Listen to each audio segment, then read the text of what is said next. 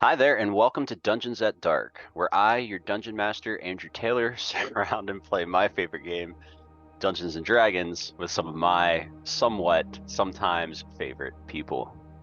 Joining me tonight around the table, but digital, of course, we have Greg playing Morgwain.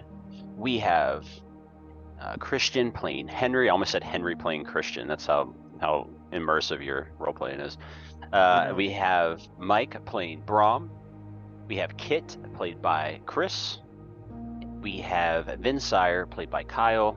And somebody will, if we get into combat, also be playing Tucker's character. Because he chose other friends over us, sadly. So, He's trying to better himself? What a he's trying to loser. better himself. Yeah. Yeah, he's not with us tonight, so we will be playing his character for him. So, Or a little bit murder. or murdered. So we will do a bit of a rehash of last episode, last session, and then we will jump right in. So last week, we picked up right in the aftermath of the visit of the messenger, this rabbit fellow, all dressed in armor with a little tiny sword, normal rabbit, like a woodland rabbit, but could speak in common. Very odd.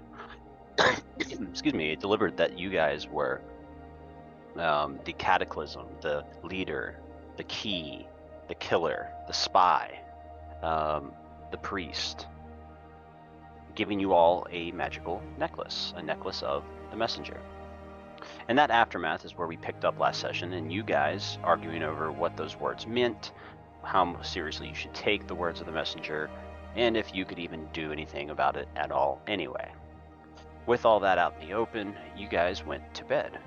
And when you woke up, continued to talk about and discuss the message delivered by the messenger, wondering why some of you were called the spy or another called the killer. So, as you guys worked through that, you came upon, on the road, the midway, you came upon a caravan that looked like it had been knocked over on the side of the road. You guys quickly inspected and saw that there were 3 dead bodies on the ground, and signs of a struggle and a potential 4th person taken captive. Henry, with a high investigation check, I believe it was Henry, found a stuffed bear inside the wagon, and deduced that it belonged to the missing child. With that knowledge, the party took off down the trail, with Kit leading the way. However, Kit is out of place in the lowlands, used to the woods and able to track moss on the trees. Not so good at tall grass, it turns out. Her short stature, even on the back of the elephant, not enough to keep them on the trail. Kit took the party off trail for about 2 hours before Vinsire stepped in and was able to get the party back on track. But as the party climbed a ridgeline and saw the giant camp, these 2 large giants sitting around a campfire, it became clear pretty quickly that the party's lost time on the trail meant that this child had already died. You guys came upon the giants as they were feasting on the remains of this child. Quickly, in about 30 seconds, dispatched both giants, buried the child, put a little burial mound over the child with the teddy bear, and made your way back to the caravan. You did have a discussion on the way of what it meant to have messed that up or have missed that. Kazamak taking no umbrage at all with the fact that a child had died, but instead focusing on the fact that he wished that he could have taken one of the giants alive for questioning. As you guys had that discussion, you finally make your way back to the crashed caravan, this crashed wagon on the side of the road. It is about 8 p.m., and that, right there, that very moment, is where we pick up. So, with all that laid out, I'll turn the table over to you. Yeah. I'm gonna start by just doing the normal of finding a suitable spot that's like semi-covered, not super covered. Watch out for widowmakers, and then just start creating a fire. But once everyone's kind of settled, I do want to trace over to Henry after everyone's got kind of their thing out of the way. Okay. Anybody else doing anything particular? No, setting up camp. Got Unseen Servant out doing all the work. Got it. I also had to get my dice out. Set up. Morgwain is just gonna kind of be sitting by the fire, like at the edges of it, just kind of staring into it. Standing outside the fire. Big point. I don't know if we hit it in the recap. Morgwain name drop, peeled her face off. Oh, like, yeah. Yeah, we totally didn't cover that. Yeah.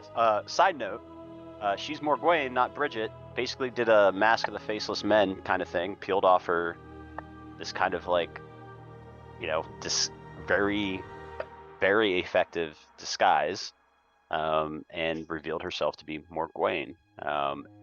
This elf of, well, you know what? How about just to remind everybody, why don't you re-describe what your character looks like, Morgwain? Yeah, so she's an elf. She has like purpley grayish skin. Kind of looks like a drow, but she's not. She doesn't have silver hair. She has black hair with like purple streaks. Very disheveled. She looks, whereas Bridget kind of looked very mild and unassuming, not very threatening. Morgwain looks very much the opposite of that. She looks kind of disheveled. She kind of has like a tiredness to her, but like a fierceness to her eyes. Her eyes are also purple, and she's wearing like all black, like very much rogue, kind of. Suspicions confirmed. Goth Sneaky bitch. mommy. Sneaky bitch. Mommy?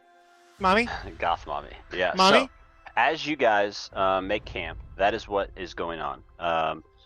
So, as Henry is your unseen servant, does all the work, you see Kit wanting a word. Hey Henry. Oh, hello, Miss Kit. What's going on? Not a whole lot. I'll pull the necklace out of my pocket, or off my. I'd imagine I just wrap it around my gi belt. I don't really know what this does. He said the necklace is the messenger, but can you do things magical? Can you does this actually do anything? Is it worth anything? Is it just like a trinket? Oh, well, I must be getting old. I haven't thought about checking in on this thing at all. Yeah. Since everyone's got the same one. Yeah, let me, I'll get started on that right now, actually. Let me, oh no. And I'll cast Identify for 11 minutes. Okie dokie. So, Identify spell goes off. And this is a magical item. It is... The basic magic is it allows you to cast a message spell. Once per day, resets at dawn.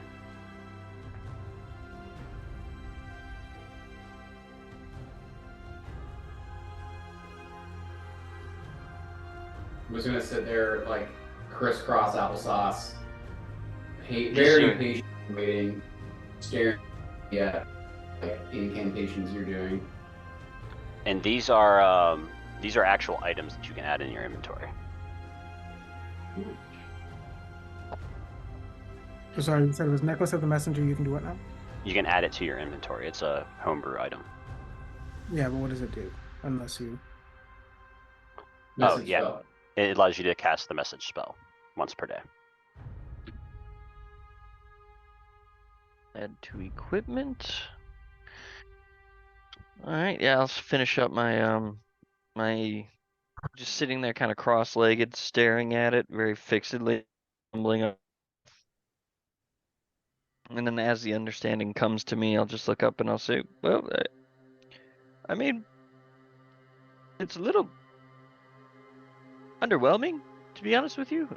We can cast messages from long distances to each other with the use of this necklace. I mean, I can can kind of already do that. So, but yeah, no, it's cool. We can communicate.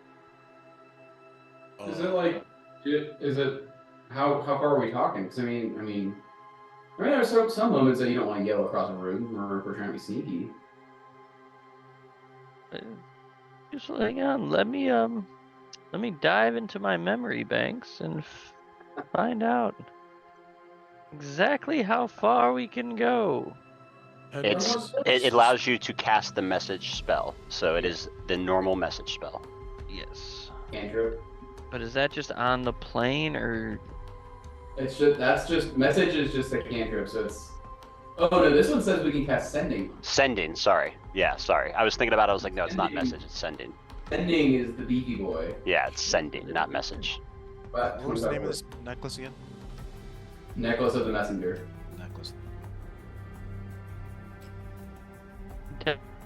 So it's a little less underwhelming than I originally described, but it still allows us to communicate pretty much with anybody you're familiar with, so all of us, and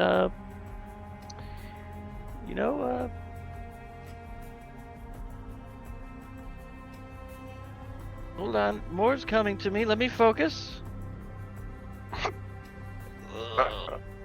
Someone say that your is in the beyond of, knowledge. Dungeons and Dragons beyond. Yeah, I don't know what you're talking about. What do you and Bob drag? Oh no, yep. Any pretty much anywhere, anytime, wherever they are. I mean, if they're super far away and like on another plane of existence, there's a slight chance it might not go through. But I mean, come on, we're all right here. So yeah, we can all talk to each other. It's pretty cool. I mean, yeah, that's pretty neat. She'll just sit there and just like look at it and then wrap it around her neck or put it around her neck next to her medallion. Second reason I'm here, Henry. You seemed kind of, I don't want to say perturbed by kid who was involved. I don't want to pry, but just want to make sure you're good.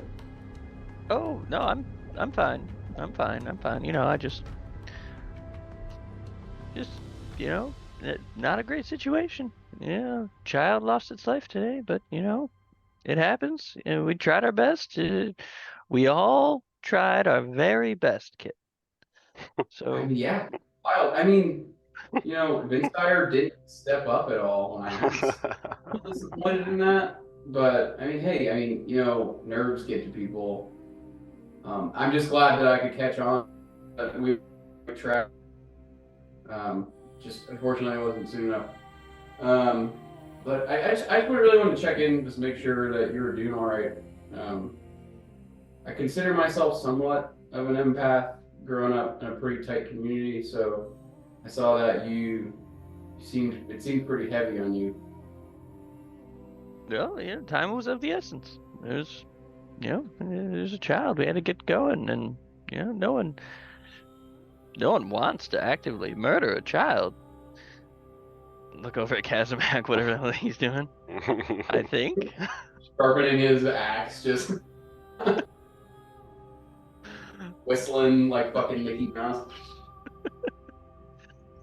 And she'll step up and like make the old man like, all right, well, I'm glad to know that you do have some, soft spots in that tough exterior, but I'll let you get, I'm gonna go see what the spy's doing. Hopefully she's cooking. That's what we pay her for. Well, we're still doing that, right? We're still paying for a cook, because that was nice. I'll lean in and be like, I don't know. Honestly, I don't know if we paid her in the first place. Kazimak, or it might have been you or Kazimak made something about it being like short-term deal. Really, Doreen far too much. I really hope we're not paying her the same amount. Oh Lord. Yep. I don't know. Roll with it for now, and then we'll see how it goes. I'll turn on my heel and be like, yo, so what you cooking? And I'll walk towards the fire. She doesn't respond. She's just looking at the fire. Nothing. All right, cool. Okay. Just awkwardly sit on the stump and just wait for someone to cook something. So I'm curious.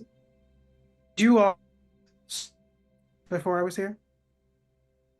No, but we weren't, paying someone to feed us. I haven't seen a coin yet.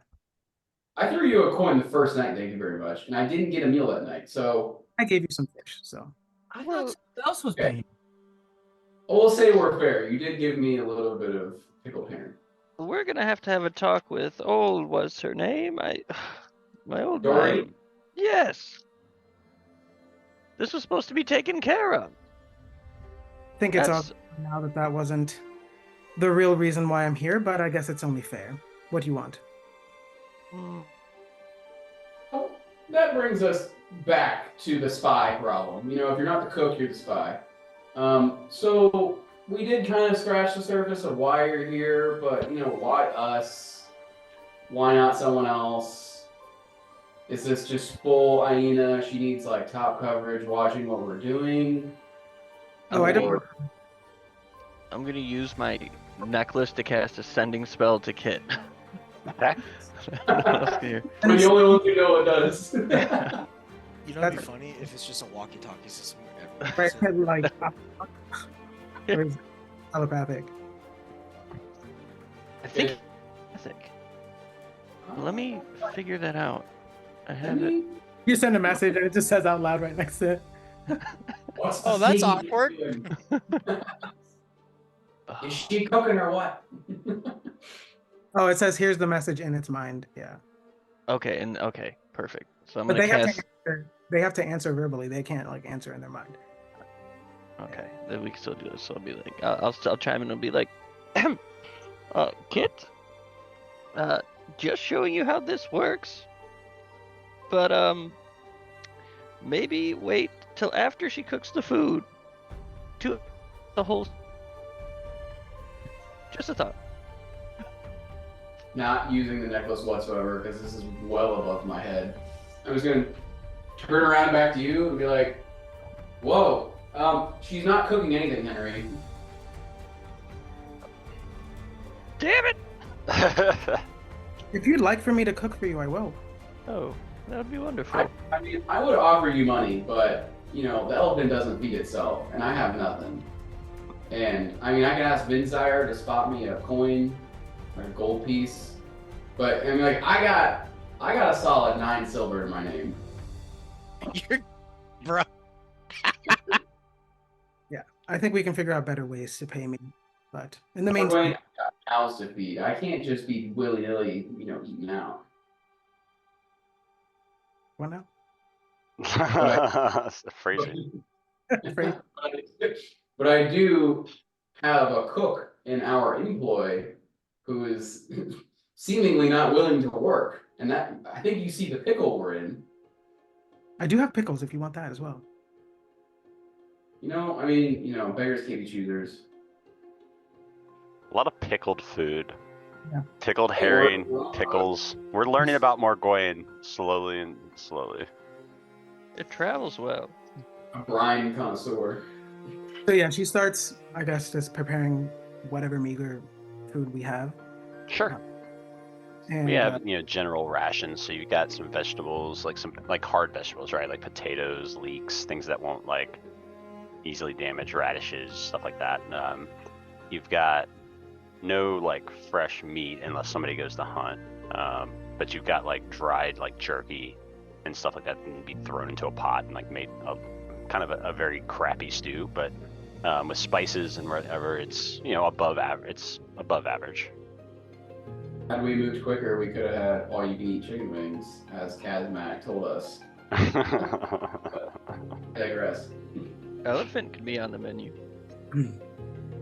I'm gonna. Did you say that out loud or no? No. Oh, I was about to say. I was. What? The elephant. But yeah, she's gonna start cooking and she's gonna say, but if you want me to answer any of your questions, I'll be happy to, but I can't divulge everything. I'm sure you understand why. I'll just sit there while you're, the pot, big and literally both drama and cooking. I just, we've all gone through this weird phase of lying through our teeth to the rest of the party. We haven't cracked Brom yet, but I mean, it would be like nice to know at least, somewhat about you. Well, she's just cooking or whatever. As I mentioned, I do know Aina. I used to work with her many, many years ago. And then I followed her into the Shadowfell. And that's where I've been the last 300. Willingly? I entered willingly and I exited willingly as well. When I learned that she was back, I came to find her. And you asked the question, why you, why now? Well, Aina has chosen you. So I guess that's the reason why I'm here. But I don't work for her. So you two have seem kind of tense. Do you have bad blood or something? I wouldn't say that, but she's not necessarily the most trustworthy. It's been many years since I worked. No, her mind. But I do know that she seems to be bent on this idea of revenge. So I just like to keep my distance until I understand where everyone's cards lie. Well, I can tell you what she told us, and that's, clearly some degree of revenge, but getting your people, I assume your people or her people, off this plane of existence? Somewhere else? I don't know if that's back to the Shadowfell or somewhere else, but she's just seemingly done with, gesture, And I can understand that. I know the only thing that Aina and I agree on in this moment is that we both want the Emperor dead. So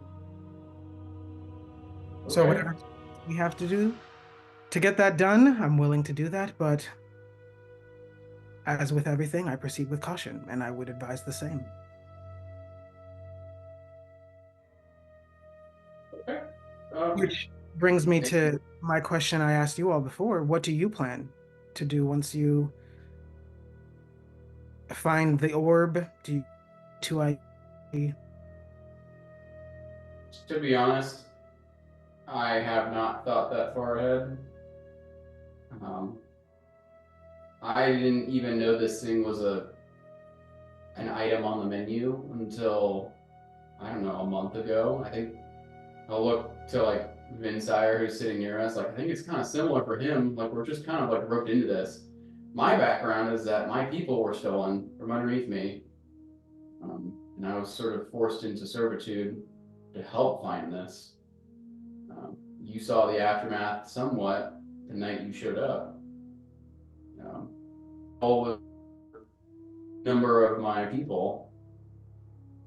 I really don't want any part in this. I just want to get back to normalcy. Big Zata manners don't really affect us. We just kind of mind our own.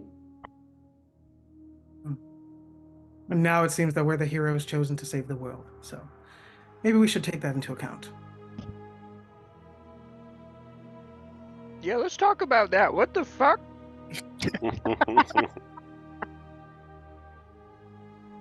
So, I know we've been traveling together for a little bit. Yeah, everybody here pretty good, with the exception, obviously, of Miss Margwain here. I apologize, but I'm sure I'll get to know you very well very soon. But no, we ain't them. Pretty clearly, right? Am I the only one that feels this way? Henry, what language are we ain't them? What are you speaking? Guys, I need to be honest with you. I fucked Julius up last night, the other night. That was And I'm gonna, as soon as he says that, I'm just gonna hold my hand up to Henry. And I'm gonna scroll over to Vinsire and go, what? yeah, I knew it'd make him come back, so hold on. But I panicked and I lied, because I panicked. I didn't think it would work. Is that why you lied about his like scars and such? Like I'm not the brightest, the brightest kid on the block, but I mean I do know what certain wounds look like. Only that attack, and that's definitely not bite marks. Yeah. Well, yeah. Yeah. That was me. So, did you mean to go so far? I mean, like, his wounds were pretty bad. I'm not gonna lie to you. I went in there with the intention of killing him. And then I was like, well, maybe if I just bang him up bad enough, he'll just, like, come back. You're gonna see, like, Kit kind of clutch her pearls for a second, like, like, taken aback, just like, Vinsire, he's an elephant. And he's an ecological terrorist, all right? But you also... I was torn. I think he would have just, like, he was leaving. I think he would have just minded his own. I mean, I wasn't that upset about the money loss, if that's what you mean. Like, that's more money than I've ever had in my life. You get it. I never said a word about money. I said he's an ecological terrorist. I don't know. I feel like, but you're also kind of not the ecological terrorist because you're out here killing things for a belief you think is right. What did I kill? You attempted to kill him, apparently. What did I kill? Straight past me, and you can find yourself back on it. You just need to find your center. Do we need to have an intervention of radicalism? I feel like this is going down a dangerous path. We kill stuff in the woods all the time. All right, now I go after an elephant and it's an issue. He's in danger. I'm the only one that knows him, by the way. He's not a good guy. He is endangered and he is a saint. Don't even start. Vinsire, as soon as he finishes that sentence, you look over because you hear a scream coming from a tree. Because you look over, and Julius with his trunk wrapped around a tree branch and is just yanking the fucking leaves off this tree. And you can, because of your inherent ability to hear plants, and sometimes you're able to tune it out, but this is not one of those times. You just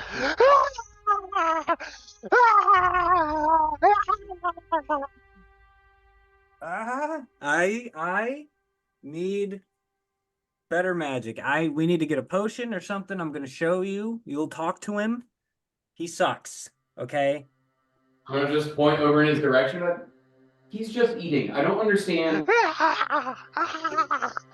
Trees don't bend like that. That's an oak, brother. That's an oak. Those don't have give like that. I don't even know how he's doing that. I'm just a little bit surprised that a person who's so one with the woods is so ready to exterminate, I guess. Oh yeah, I'm one with the woods. Surprising. I'm one with the woods, brother. So you don't care about animals at all? You strictly I care about them. I care about them, but if one of them is gonna threaten a bunch of plants, I have a priority. Personal, it's just me. It's just a personal thing. It ain't you. It's just me. It's a personal thing. Well, we learn something new every day. I guess the only person we haven't. That's that's your secret. You're not that great of a guy in terms of animals. Next person's prom. We need to unfold and unpeel that onion, but we'll get there.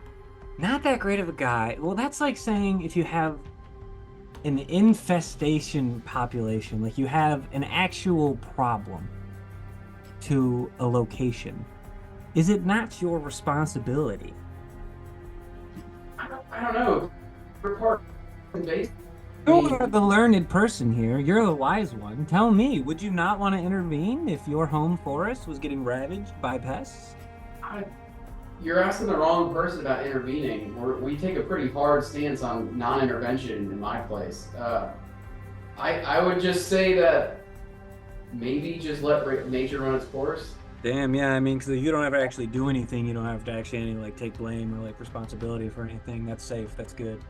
Like Well, I mean, we did that for the last like 100 years, and I'm taking blame regardless. About a third of my populace just got slaughtered apparently in the last month. But you know, I mean, maybe you guys, take action. You know what I'm saying? That's Oh, would you look at that? The fire is getting weak. I must go get more wood. I'll come with you. We're watching them just go back and forth. I mean, believe me, Vinsire, Lord Wayne's on my side, by the way. I don't even need to check. I already know. I've had plenty of mental turmoil and sleepless nights combating my cultural beliefs of non-intervention, dealing with the nameless and aimless slaughter of my own people, which is why I just willingly went along and joined. In moments where I can, fall back on my culture and beliefs, I will. So, Julius, and I'll point to the elephant ripping apart this tree like pretty brutally. I don't see any issue with that. He's feeding himself. It's a banana that we don't have to give him. That I will say you've been promising him since like Tuesday, and it's like Friday. Honestly, where's the production? You're not producing. I could spin all this into this is the resolution to the banana problem. He knows not to bring it up anymore. And here we are back to logical. You patient zero. You are using terror tactics to inflict a certain behavior on a populace, Vinsire. Julius is the victim. You are incredibly wise. I understand vendettas and vengeance narrows in your vision, but take a step back and look and see that you are also creating problems. Just let him eat. That's all I'm saying. The wise old man still shits his pants. You guys come back from your firewood haul with a couple of armloads. Yeah. I have one stick. You have one stick. Got it. As you guys come back, the raucous has died down a little bit. Morgwain's kind of sitting there eating on the little stew that she's cooked, snacking on some jerky. But it's around 9:30, 10 o'clock at this point as you set up camp, get fire for the fire or wood for the fire, and finish eating. It's about 9:30. So as you guys kind of get ready for the night, Lehman's tidy hut is going up. Okay. So the hut will go up. Julius, once again, as a reminder, is too big. Adam is on the perimeter on the outside, and will be standing guard outside all night. And then Philip, what will Philip be doing?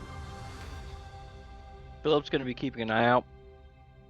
I'm gonna say to her, I'm like, okay, Philip. Now, I got hit in the head with a boulder today, thrown by a giant. So there's a very real possibility I won't wake up. So just take care of yourself, all right? Yeah, but if you die, I die, so, don't Well, die. Nice knowing you. Inhale. She shakes you with a little rat hand, shakes your hand. All right. Yeah. My last night. You see her exit the dome. In your head, you hear go, That's fucking stew, though. Oh, yeah, baby. So as you guys tuck in for your long rest, you wake up in the morning. You wake up in the morning and around about 7 p.m. Or 7 p.m. Jesus, 7 a.m. You guys wake up. Sun is rising in the sky, well on its way, and you are on what should be the last day of travel before you reach Dunhollow today. So, as we break down camp and get on our horses and get underway, we set off, and yeah, table's yours. Anything you want to roleplay as we go? I'd like to ritually cast Speak with Animals, right before we take off. I want Okay. to check in with Julius. Just be like, hey, buddy, how's it going? Oh, I didn't get much sleep last night. Yeah, it wasn't. Well, I heard a creak in the woods. Well, Adam's here. He will, he'll scare stuff away. I mean, he might not protect you, but he'll scare stuff away. He smells wrong. Yeah. And there's a lot. And you know what? Honestly, Julius, that's the first thing I've ever agreed with that you've ever said, I think. Yeah. Do you have any more tasty trees? Honestly, maybe. Can I make a nature check just in surrounding area if I can make like a particularly tasty bush? Just sure. Go ahead and make a nature check. 27. I'll do it. Yeah, there is a berry bush on the side of the road that you spot. All right. I'll snag up a berry bush. I'll take a couple for myself. But here you go, buddy. That's for you. All right. Yeah. You stay beautiful. Yeah, he just rips it out of your hands. Just starts picking berries off and shoving the leaves into his mouth. Oh, this was pretty good. Say, you wouldn't happen to have a banana, would you? What's coming? I'm not gonna lie to you. The only bananas I know were near like this. I heard there's a dragon's den around here. So Make an animal handling check, Kit, as Julius goes to take off with you underneath of him.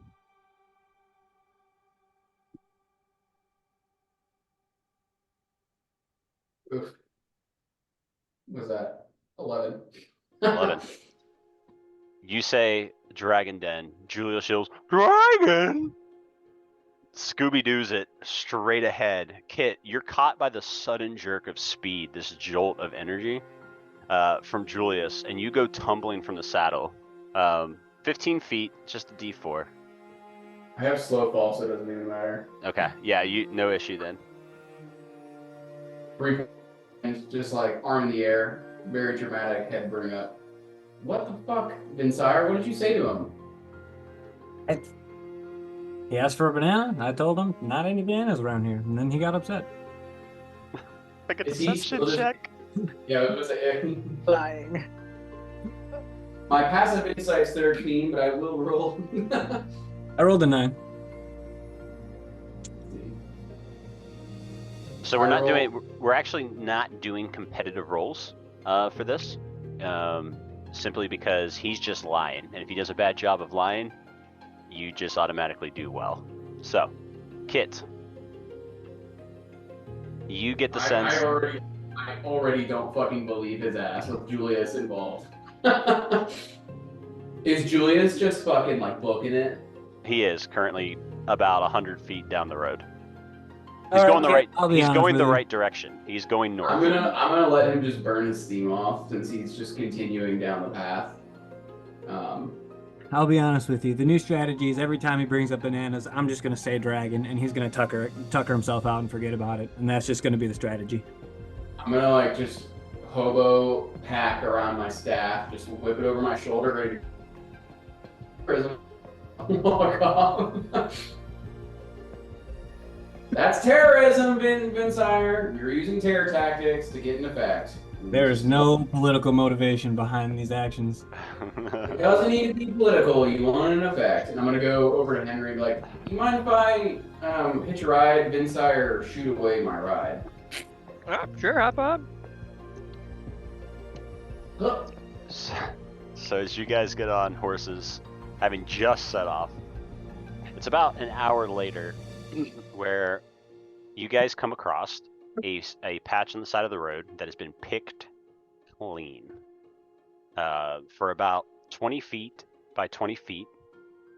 All the vegetation on the side of the road has been picked clean.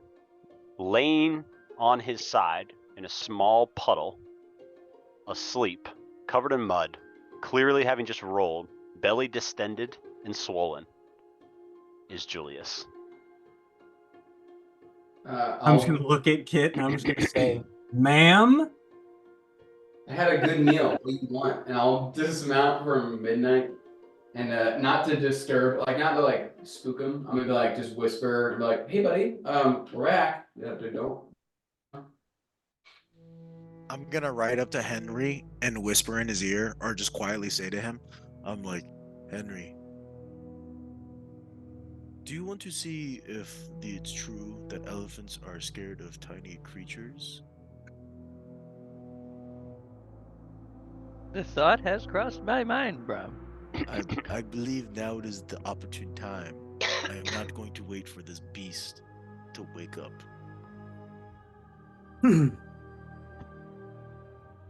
Philip?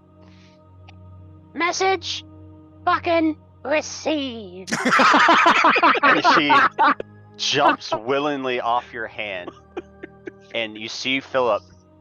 Vinsire, Kit, as you're walking up to Julius, you see. Andrew, Philip- I'm gonna take my horse. I kind of like go away so that way if it thrashes, I'm not in the vicinity of the thrashing. Okay. Philip While this runs. is happening, I'm so sorry. I just want to slip next to Morgaine and be like, I will pay you 1,000 gold to kill this fucking elephant. You couldn't do it. What makes you think I could? I can. I simply refuse to. Also, I don't know why you're so concerned about this thing. You grow From Not- fucking scratch, dude. I'm not God. There is nothing left here. That is a mud pit. He's effectively tilled this land for, I don't know what they're going to do here, but nothing probably. This is going to become a hazard soon. It's going to erode. Soil erosion here is going to be terrible. Kit, Philip darts between your feet, squeaking as she goes. Here we go, here we go, here we go, here we go. You see Philip like take almost like a triple jump, like and she like slow motion scene, Philip flying through the air, doing hands out. I believe I can fly, playing in the background. Philip lands directly on Julius's head. She leans over and with tiny little rat hands grabs the one eyelid of Julius, opens it up, and Henry, in your head you hear, "Wakey, wakey, motherfucker!" Kit, you watch as Philip bites Julius right on his face. Julius wakes up, sees a rat staring into his eye, and gets fucking mad.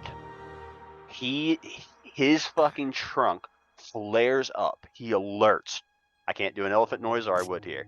He then fucking quickly just rolls over, and you guys watch as Philip just turns to dust, a poof of air. He continues his roll, bounds onto all fours, and darts into up north, north along the road. I'm going to take after him. What do I can I kind of like gauge? Is he faster than me? Like He's in not terms faster. of- He is not faster than you. Okay, I'm going to, as much as I need to, immediately just take off. And as he's freaking out, I would like to try and jump up and grab a tusk. And as much as I can, I'm not very heavy, swing my weight to try and, when you trying to gain control of a horse. But more so is tuck his shoulder down and try and get him to tumble, if that makes any sense. I'm trying to get him to stop and calm down. So the rule book here would say that you are a small creature, he is a large creature, therefore you would not be able to even restrain or anything like that. However, that's cool. So give me an athletics check at disadvantage. Oh, you can't be in acrobatics. I mean, this is super you're cool. I'm trapeze. Just yeah, going but over. the action. So I'll let you choose what you want to do here. It's either going to be an athletics check, okay, which I'll allow you to make an athletics check normal. It'll be an acrobatics check at disadvantage because I don't necessarily agree that it should be an acrobatics check, but I'll let you do it because there's a lot of jumping. Or you can make an animal handling check at advantage. So I rolled while you were saying all that, all those sound pleasant to me. Because regardless, it ends up being basically the same thing. So I'll let you pick.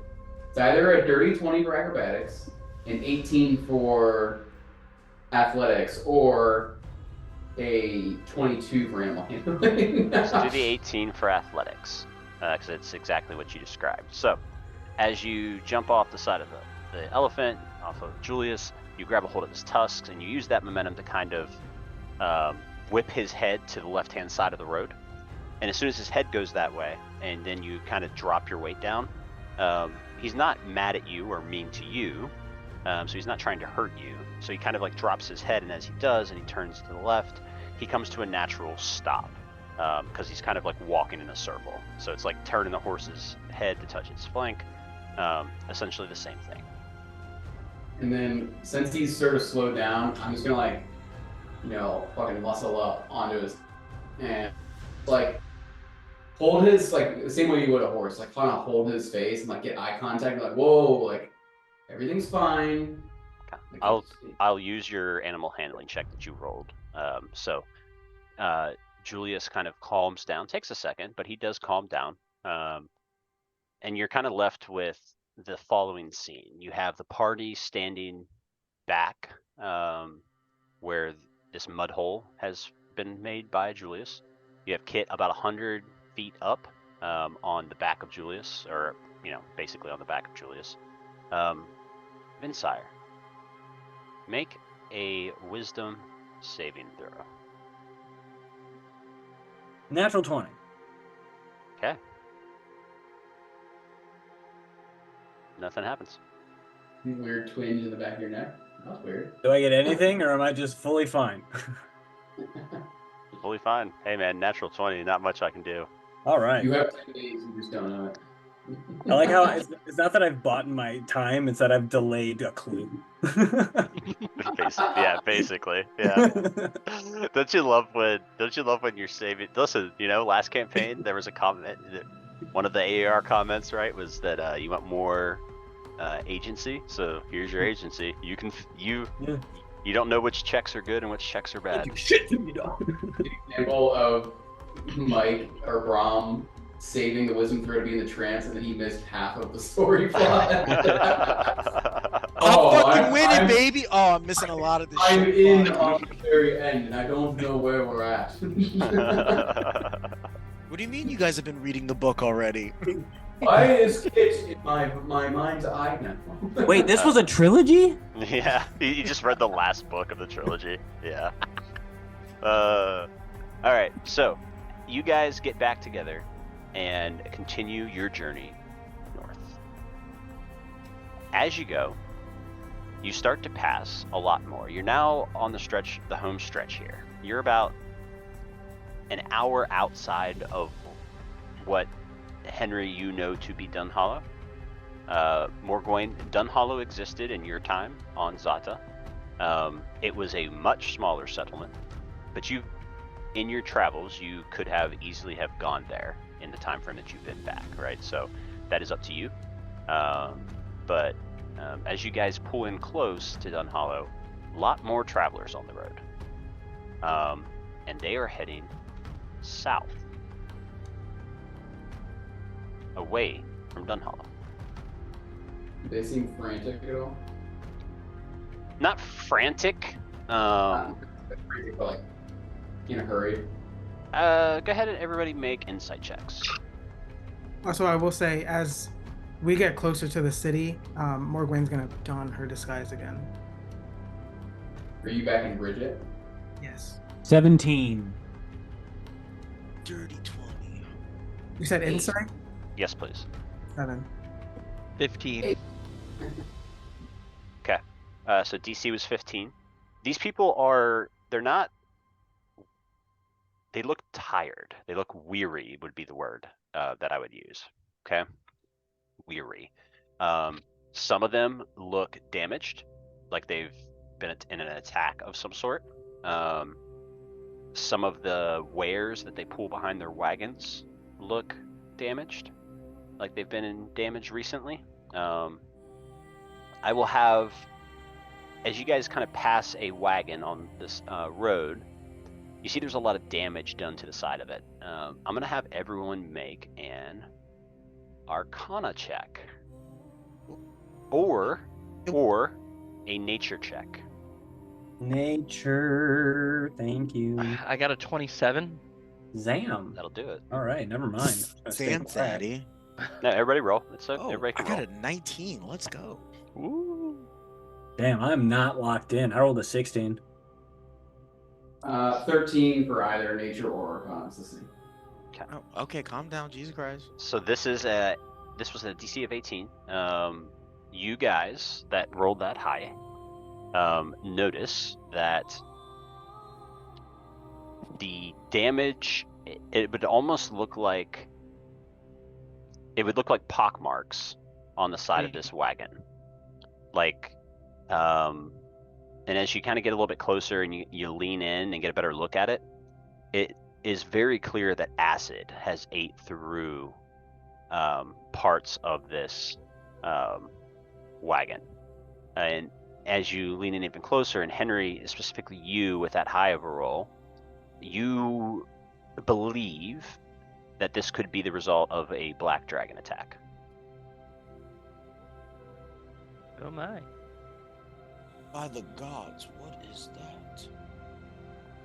Well, I've been on, but I've seen something similar before. This could be a. I'll look around, make sure I keep my voice down. This could be a black dragon. He doesn't speak English. What's English? What? Oh, sorry. I Common. speak common. Who Not doesn't speak even common? the- I'm talking to Brom. He speaks. I've been talking to him the whole time. What do you mean? Oh, my bad. Sorry. I thought that was Julius.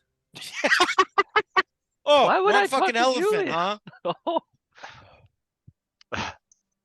Which It's brings up a good point. Is jeez. Brahm secretly scared of Philip this entire time? Going through that last scene. Are the So- travelers near us, like within speaking distance? Yeah, this particular set, yes, you can speak to them if you'd like. Yeah, Bridget is going to turn to them. Hello, fellow traveler. What seems to be the rush here? Where are we going? Anywhere but here, lass. Going south to Letty's Hold, and who knows where after. I couldn't help but notice these marks on the back of your wagon. What's this? Nah, it's a fucking dragon. That's what it was. Oh, when did that happen? Just yesterday. Yesterday. Did you see where this dragon went? We know roundabouts west, but you best check in with the city if you're thinking of heading that way. Okay, thank you very much. Best of luck to you. Thank you. And goes on his way. Hmm. So, with that knowledge in hand, you guys move north. About an hour later, you come to the outskirts of Dunhollow.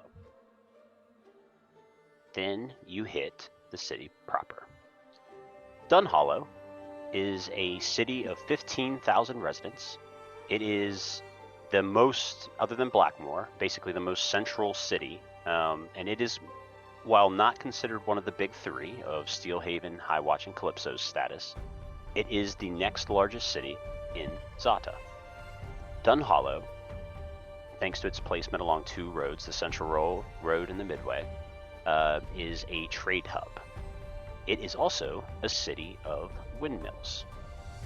There are large windmills that dot the open plains around and inside of Dunhollow that are used to mill grain, generate limited quantities of electricity for experimentation, use it to work machinery, all sorts of stuff. It's a pretty advanced society typically. However, as you come into town, you notice there are no windmills. Huh. Not one windmill remains standing with its blades intact. It looks as though they were melted from the top down. All the damage seems to either focus on the windmills or the front of the city. As you approach, the damage looks especially deadly in the first 3 blocks of town. It looks like, and you can see as you kind of enter town and make your way along the main road, that most of the combat with the dragon was fought here. As you start making your way through the outer perimeter of the city, which is a bunch of these, think of small cottages. They're all these single-story, single-floor cottages. They just dot, and there's windmills that were interspersed through them. As you kind of make your way through this habitation quarter, you begin to see signs that something else is also might be going on. All around you, every couple of steps, you find a mother or father, a grandmother, or even a child searching for a lost loved one. You see a kid, Mom? Mama? Another adult, George! George! Everybody that you see is looking for someone. As you make your way to the center of town, you are kind of greeted by, I wouldn't say a chaotic scene, but kind of like a tragic scene. You're approaching at the end of a funeral rite. The pyres have been lit, and upon them are laid 3 or 4 dozen bodies of soldiers. Absolutely wrecked. But as you guys look at them, you realize that, and as you kind of ride past to this what looks like a central gathering of kind of city officials, you notice a couple of things on the bodies. One, some of them are badly melted by acid, but others have stab wounds, cuts, scrapes, bludgeoning damage. Something else happened here as well. So, with that scene painted, you settle in the central part of town. It's this large water fountain.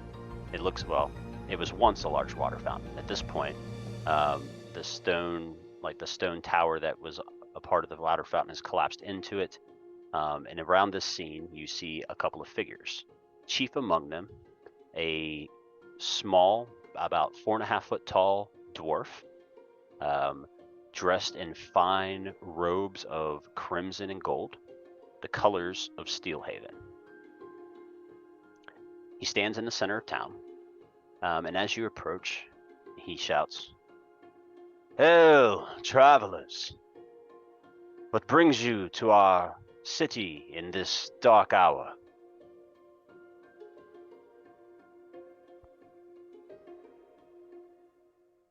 Came to stock up on supplies and pass through, but it seems like that may not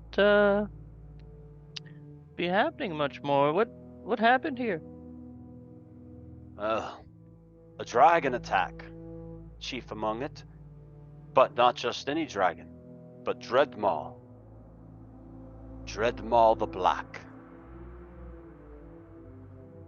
Have any of us heard of this dragon? You can all make history checks. Dread Maw? this- Dread Maw. Does this sound like any bit of lore? Rolling good tonight, baby. I would consider it lore, yeah. I got a 26. Yeah. I don't reap any sort of advantage for lore, do I? No. In true fashion, the dice say you do not know much about this continent, Mike, so you're just getting 8. I'm gonna keep it a full stack with you guys right now. I have no idea what we're rolling for, and I rolled a 2, so. History. Natural 20 for 22 on history. Okay. All right. So, a couple people got it. Not super crazy. Dread Maw the Black is a once infamous, I should say, dragon of massive scale. She, unlike most dragons, has a head twice the size that it should be, with a massive overbite. Dread Maw is capable of swallowing an elephant whole. I love how everyone just popped up their heads Especially simultaneously. Ben was like, huh? You guys know, what you know about Dread Maw is about 100 years ago. So, Morgwain, this you would maybe know a little of, but maybe not all of it, right? Just because of your time. But about 100 years ago, this dragon emerged from an underground burrow to the northwest of Dunhollow. As legend goes, she descended with her horde, gathered from 100 years of small raids. And when she approached, she razed the city, took captives, and left, never to be seen again. That is, unless it is her, until yesterday. Dread Maw is known to be a capricious and charming dragon, charismatic to a point of liking to toy and converse with her food before she eats it. That is what you get. Anything special than that 20? It's hard to give you a special on a history check, but let me see what I got here. Her name's not actually Dread Maw, it's Patricia. Patricia! You guys, so yeah, with the nat 20, I'll give you this. So the people that were taken hostage, there were 100 of them that were stolen from the city 100 years ago. Can I get a insight check on when he was like putting this together? I'm sorry, what? I want to make an insight check on Henry. I think this is like his ex-wife or something. I'm pretty sure he's a polymorph dragon, so I think he has some ties here. But you wouldn't know that he's putting it together. That's why I want to make an insight check to see if he's putting it together. No, you wouldn't That's know. a great point. Yeah, you wouldn't know. Can I make an insight check to see if he's putting something together? No, you would not. Are the gears turned in? Do I see the smoke coming out of his He's ears? old. You can see in those eyes, they're glazed over if you look through. Do I just happen to see a light bulb over his head? The dwarf holds out his hand. He goes, "Manners, manners. I'm Lord Mayor Tristan Steelbreaker." Well, pleasure to meet you. My name is Henry. My name is Henry. Pleasure to at meet your you, service. Henry. Pleasure, pleasure. Shakes your hand. It's a firm handshake. You see that his hands are pretty well manicured, not a callus on them. My hands look like this, so his hands can look like that. He goes, "And the rest of you, are you all travelers together?" Hi, from Julius's back. My name's Kit, and yeah. Well, that's good.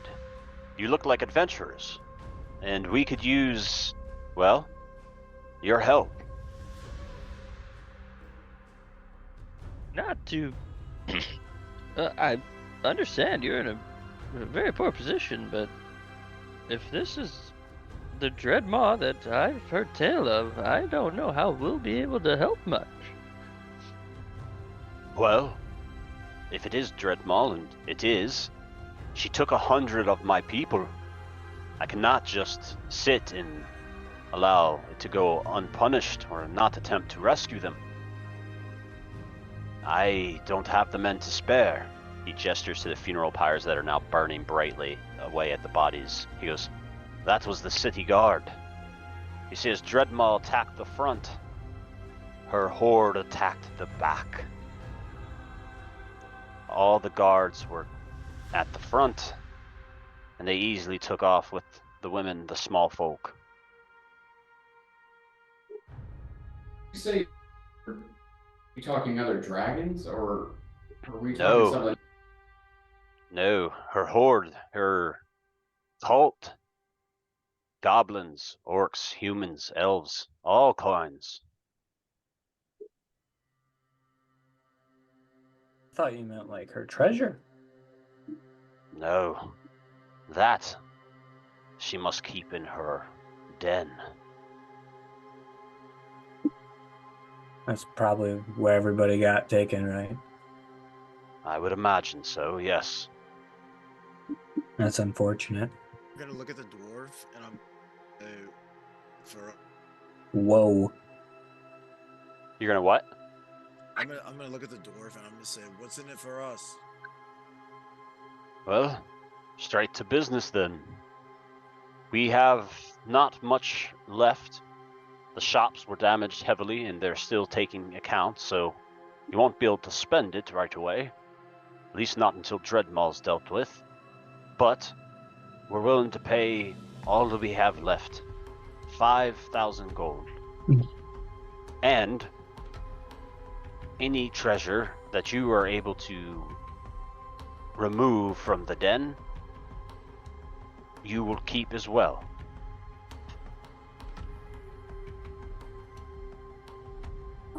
You wouldn't happen to have any idea where this den is, would you? Oh, we do, actually. An old sinkhole thought to be long abandoned. Not a day's travel northwest of the city. Hi, Tristan. I'm Bridget, the cook. As you can see, there are 6 of us. Let's make that 6,000 gold. Oh, lass, I would if I could, but we genuinely... This is all that we have left in the town. The shops are still trying to figure out what items they have, but the dragon's hirelings went and took most everything. All of our wealth, all of our loved ones. Oh, that is unfortunate. So when you say dealt with, what does that mean exactly? She needs to be killed or led away. She cannot have free reign over the city, and without a city guard, Steelhaven's too far away. If she were to decide to attack tomorrow, well, we would be at her mercy. She could kill every one of us before Steelhaven could answer. Killed or led away, and you want your people back. For 6,000 gold? We only have 5,000 gold. It's all we have. Quick question before we proceed. When we were traveling into the front, it was front of the city and the outskirts outside of it were damaged. Was it indiscriminately damaging the front of the city, or did it look like it was picking out the windmills? Well, every windmill in the city has been, like, there were literally like it's called the city of 100 windmills. Every single windmill is missing its blades. She like melted the blades off of every windmill. But there's still other infrastructure still in place untouched. Yeah, she only went after the windmills and then the front of the city. Okay. I don't think necessarily to the money right now. I mean, at minimum, I think we should just understand the details. And I'll gesture to the different windmills. Do you guys have any sort of hunch as to why she just went after those? I mean, she clearly attacked your people, but the infrastructure seems fine outside of the windmills. The windmills are the heart of Dunhollow. Without them, we cannot mill the grain from Letty's Hold, or and we can't sauce the apples from Crispin. We can't reforge the steel from Steelhaven, or weave the silks from Highwatch and the Bleeding Woods. We can't do anything, and without commerce, no one will come to Dunhollow. And if no one comes to Dunhollow, my people will starve, or flee, most likely. I mean, this is all very much folklore, but does your city have problems with this dragon? Like, beyond her stealing your people? I mean, like, it seems very targeted. Well, Is there some sort of legend that you guys, like attacked her one day and she came? She came with the horde 100 years ago, but 100 years ago was the first time that anyone had seen her. No one had seen her since until yesterday. We assumed that she was an old dragon 100 years ago, had raided and died as a last hurrah, fuck you to the world. But here and now, we know that she is a threat. And we know, even if it's 100 years from now, she will attack again. That cannot be abided.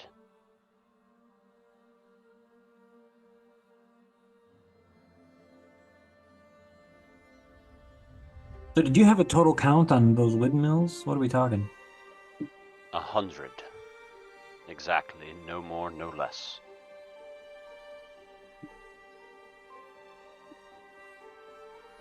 Yeah, wow. You're looking at one hell of a rebuild cost here, brother. What was the you said, what was the size of this horde? How many, do we have a count on how many strong they are? No, not a true count. Some 25 or 30. Interesting. Well, if you wouldn't mind, maybe me and my companions here will confer with each other for a moment and maybe get back to you on if we have any questions or perhaps a response to this offer.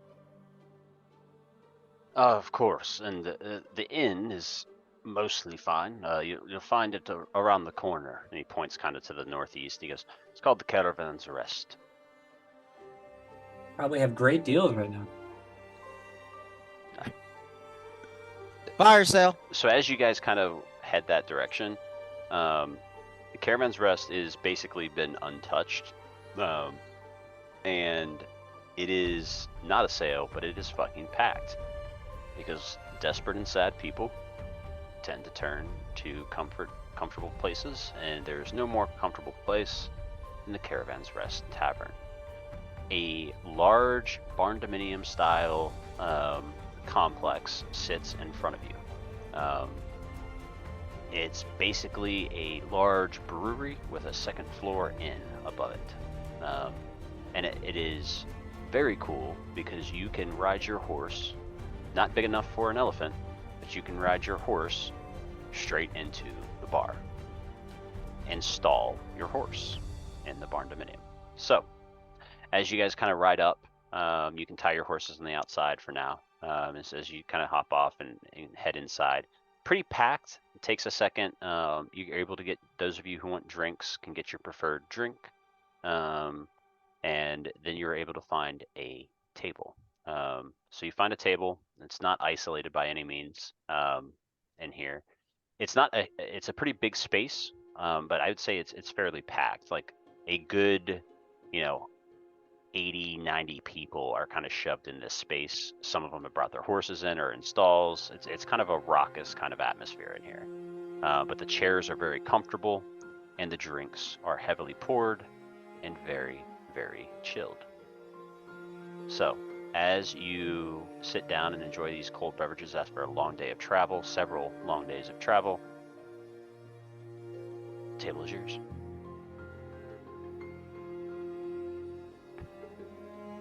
Logwyn gets 2 glasses of whatever their darkest ale, like stout, dark. She just walks over to the table with them. Can I tell Julius in descriptive detail what happened? Sure. You want to roleplay that? No, you guys continue. I just want to know that that's happening. I want everyone to know that that's happening. Okay. You talking about the where you can run away again? Yep. I'm going to. I think this time I would have actually seen to that Julius was in like a corral. I'm not just gonna like let him loose in the city. Yeah, so there's a small like horse pen where you see there's like, not small, but like a 50 by 50 like round pen little pasture where horses are kind of turned loose out here. You can tuck him in there. He's absolutely going to destroy all the grass, but such is life. I was hoping Julius just starts picking fight with horses and starts trying punching them.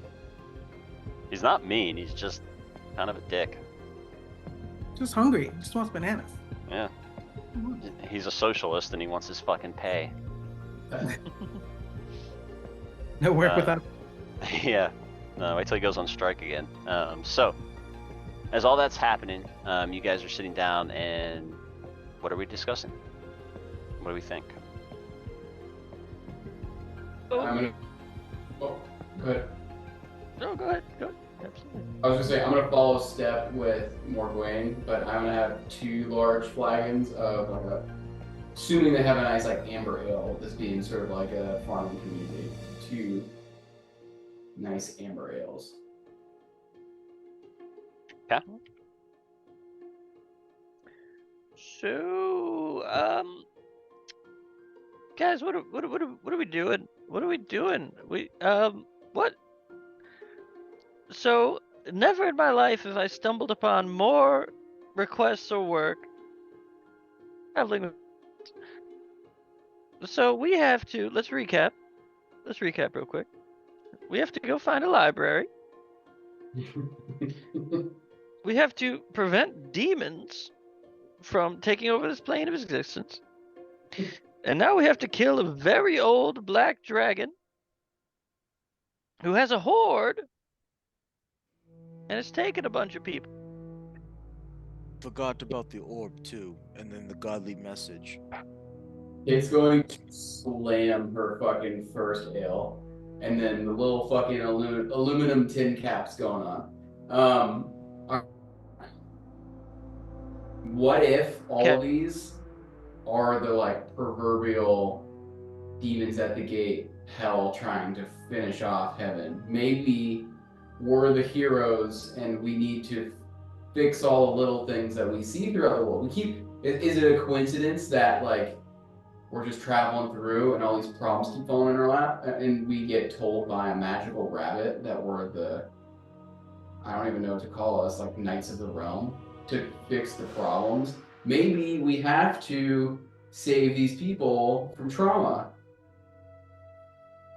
As Kid explains, that I'm gonna try to their ale and just pull it away from her. Nope, it's locked. Vice grip. Right. That's a possibility. Or maybe something else. I'm just saying, we like just yesterday we had a problem with hill giants and we failed, but we did wreak vengeance and we were learning. Maybe because we're in this sort of probationary period of being heroes, we need to figure it out before they decide if we're actually the ones, And they're just like leveling us up. We go from hill giants eating kids to black dragon. I don't know how the gods work. Brahm, can you give us some insight into that? I'm gonna look at you and I'm gonna walk away to go to the bar. All right, that's no help. The one holy man in the group is not. Brahm, as you go, make a religion check. This one on fire. 14. 14. Let's see. Well, With a 14, sure. As you approach the bar, there, for the first time really, you kind of notice all over the top of the bar, there's little words and phrases have been carved into the top of the bar, right? Jean was here, shit like that, right? But you also see things, one thing in particular that stands out. There is a religious saying that has been carved into the bar, and as you're sitting there ready to order your drink and you're kind of just looking absent-mindedly, it catches your eye, and then your eyes focus, and you're caught off guard. The words are in a old kind of Deborian script, and they say simply, "There is no truth but the id."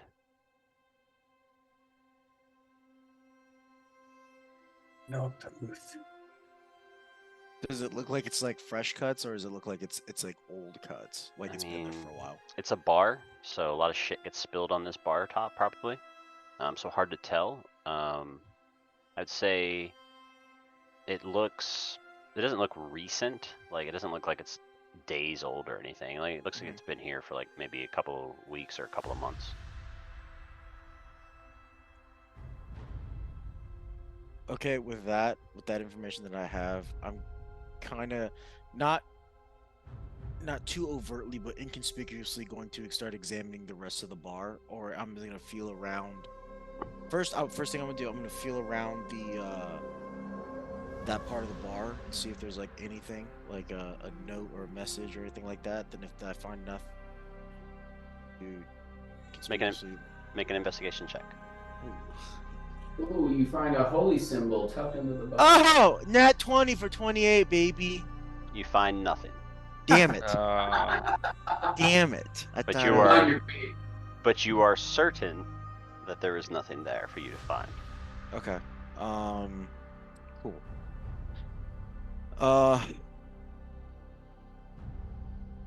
With that being said, I'm just gonna order my drink, and then I'm going to kind of just like examine and see if I can find any other clues around in this bar.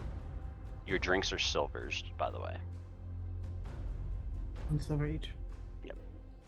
Up in the Okay. bar, eh? Back to the main party. What are you guys talking about?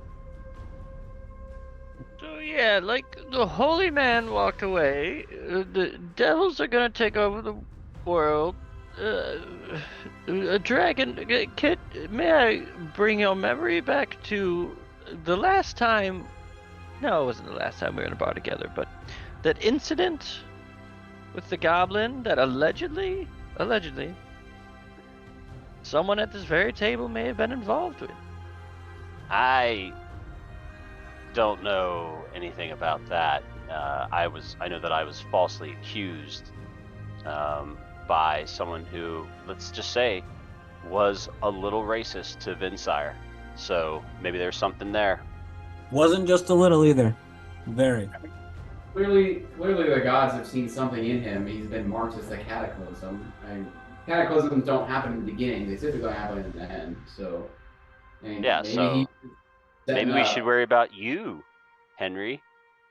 You're the killer. Anyway,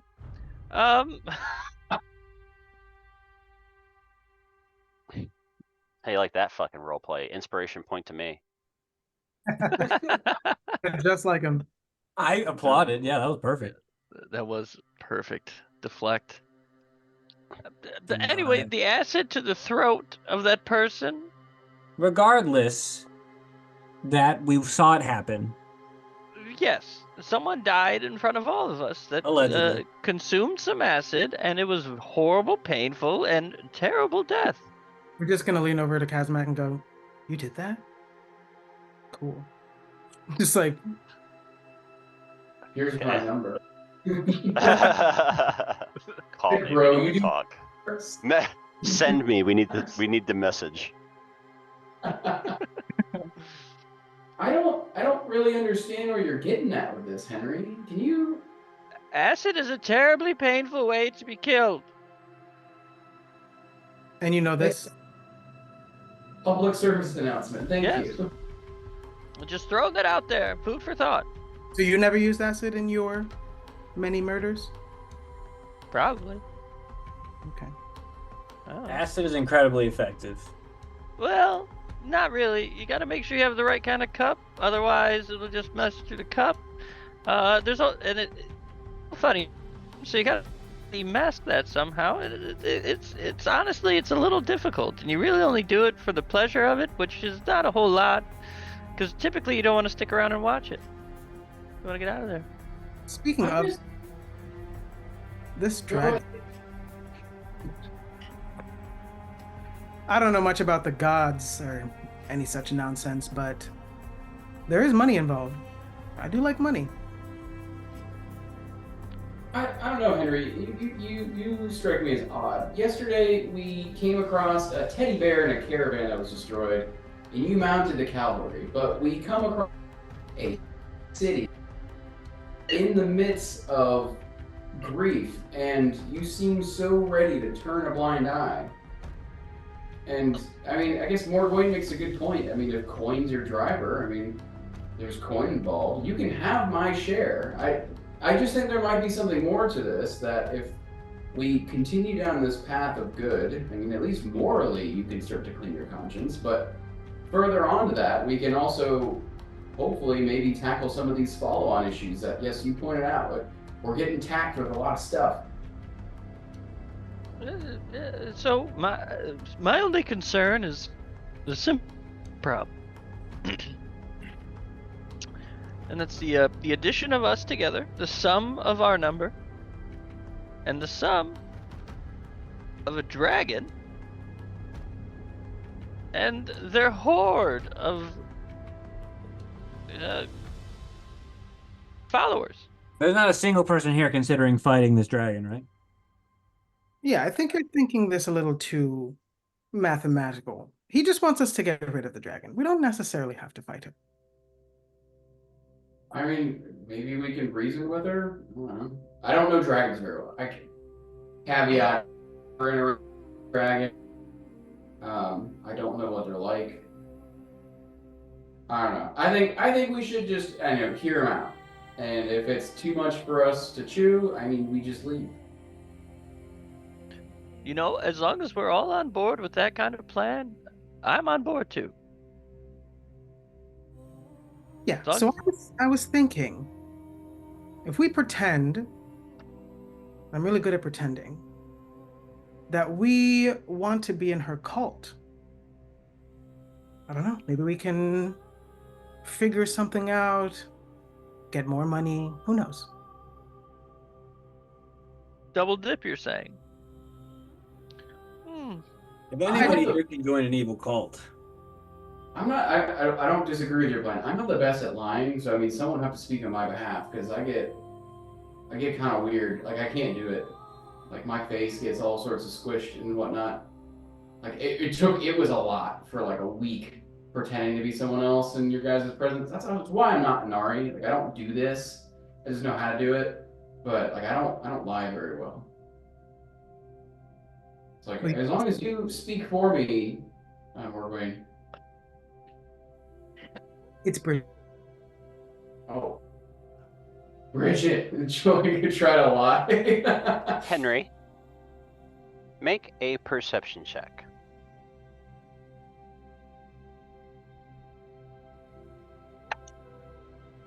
Ooh, I knew that luck was going to run out eventually, but perception is not bad. That's going to be a 12.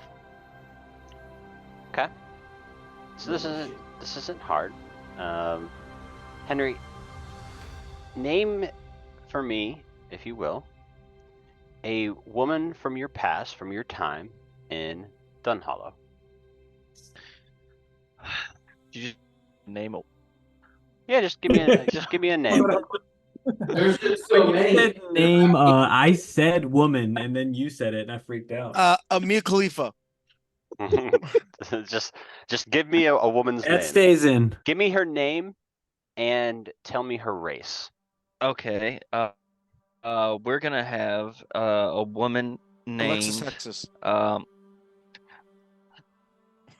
You gotta stop, or else I'm only gonna be able to think of that.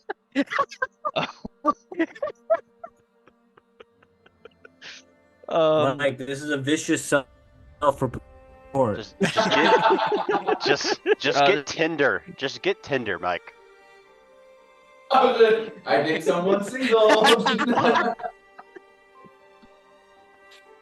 This is gonna be a Jessica Rabbit. Yes, Rabat. Jessica Rabat. Young Jessica. I was literally writing it down. You can't see it because, okay, Jessica Rabat. Way to make a PG name. Jessica of, Henry, you see Jessica Rabat, a slender human woman. She is aged in the time since you've left Dunhollow. She's well within your age range. You guys were the same age. You'll remember that you knew her, you knew Jessica, when you were in your early to mid 30s, in the time that you lived in Dunhollow. As she's walking through the bar, you can see with your roll, she's kind of like looking around, like she's looking for someone, and she's just shouting, Razzo! Razzo! Has anyone seen, excuse me, have you seen Razzo? She's just kind of like walking through the crowd. Has anyone seen Razzo? Did she know of my connection to a certain organization, or was this a just someone who I happen to know? Does she know me as Henry, or does she know me as something else? As you recognize the face and you kind of start to peel back the layers of this, you start to remember things. The first thing you remember is, oh shit, we used to fuck. Naturally. Yeah. Refuse, Henry. It's the first thing that you remember. The second thing you remember is that she knew you by a different name.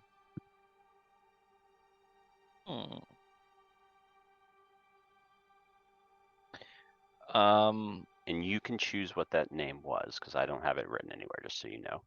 Okay. I know alias. I don't know alias time frame. Okay. So if this was 30 years ago, this would have been a little. This would have been okay.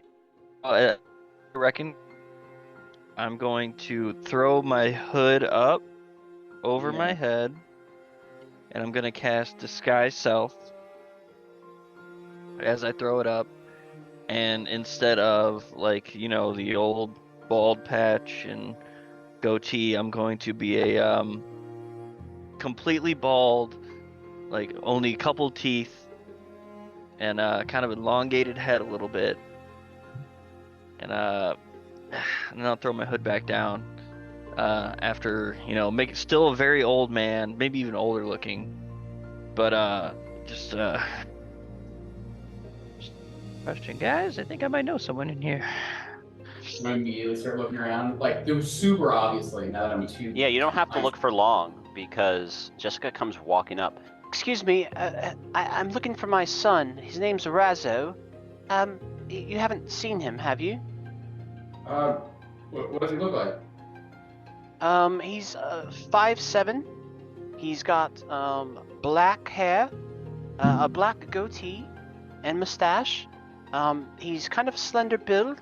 Kind of a bookish figure, if you will. Did you say? I'm sorry, repeat. How old did you say he was? He's about 33 next week. Oh, I can't say that. Question. First off. No clue. Okay, fine. None. I didn't see him in person. Fine. No, but we're thinking about going out and doing a search party, possibly. So I'll be sure to look for him. You said his name was Razzo? Yes, Razzo. Razzo. And so you like thin black hair, dark black hair, and a goatee, and like you like stocky. A bookish build. Okay. So kind of like slender, more less shoulders. I'll pop. I'll kind of look up, and I'll like, well, he didn't go missing during the dragon attack, did he? He did, unfortunately. He was working at the shop, the alchemy shop, and, well, they were hit one of the hardest. Oh, I'm sorry. Oh. You're acting so weird. What's going on? That's child support I don't have to pay. Mr. 18 years, no child support for thee.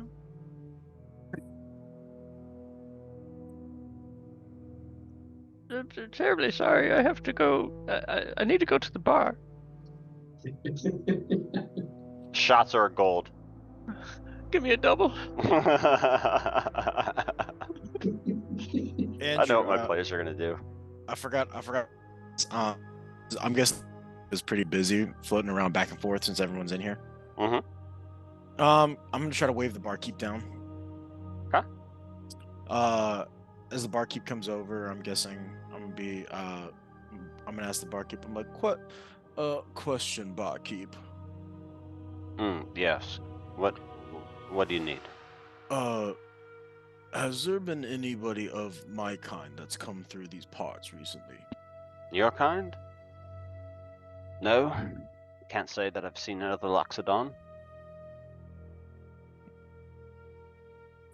Have you heard of anything? Yeah. I do remember. I do remember a story about some pilgrims, I believe they were, living in Ur, or was it Falovine? I get the two mixed up, the Twin Cities, but you get it. They're up north. Thank you, good sir. May I have another ale, please? That'll be a silver. He fills it up. Yeah, he fills it up, hands it over. And then I'm gonna go back to the group. Okay. Is Jessica there? Or is... She's walked off.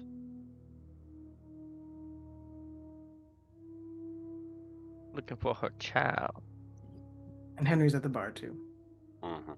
Looking for You- their I haven't been there. What's that? I was just saying it's us four left at the table now. Braum made his way back at this point. So just Henry is off by himself. So what are we doing? Hey guys, what are we doing? I can't like I'm trying to see what they want. I mean, they trying to help. And Braum didn't really give me answers to my faith-based question, so I'm still, the jury's out on that one. But I do think there is some sort of underlying, theme here that we can't, just turn a blind eye to. Braum. The most famous story that you learn while going through the process of earning your knighthood, right? And you are a knight. You're a knight of Id, but you are just a third order knight. So you're the lowest order of knight. But as you're going through the training, and going through the process, the most famous story is actually one of the very recent past. It is the story of the Godsworn of Loefenstock. 15 years ago, the Godsworn, over a period of 2 years, were tested and challenged by their eventual sworn deities. Every one of the 12, from Fa, the Great Chosen, to Jean, the Lost, they were all tested. And it is because of them that we now have the Prime Pantheon. It's because of them that the Id now chooses one of the 12 every single time when they take the throne of Deborah. Before that time, Deborah, the transition of power, was chaotic. It was only in the last 15 years that stability was there was stability at the transfer of power. It's only in the last 15 years that Deborah has gained strength and authority over the rest of the world, challenging even Zata to the title of the most powerful continent. That is the story that you learn over and over and over and over again.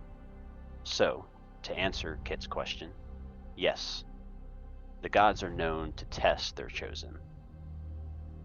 The gods are known to fuck with their chosen, both literally and figuratively. So, as Kit asked the question, you think about it, yes, the gods do test. Yes, it's whimsical, and it's nonsensical, and it seems random. But the heroes of Lothenstone always answered the call, and they were made the godsworn of their time. Kit, no, the gods don't test us. Do I get the feeling that the large elephant man is lying to me? Kit, you get the feeling that the large elephant man is lying to you. Do I feel that the priest is lying about the gods testing Uno us? reverse. Trials and tribulations. Yeah, make an insight check. Actually, no, Brahm, make a deception check.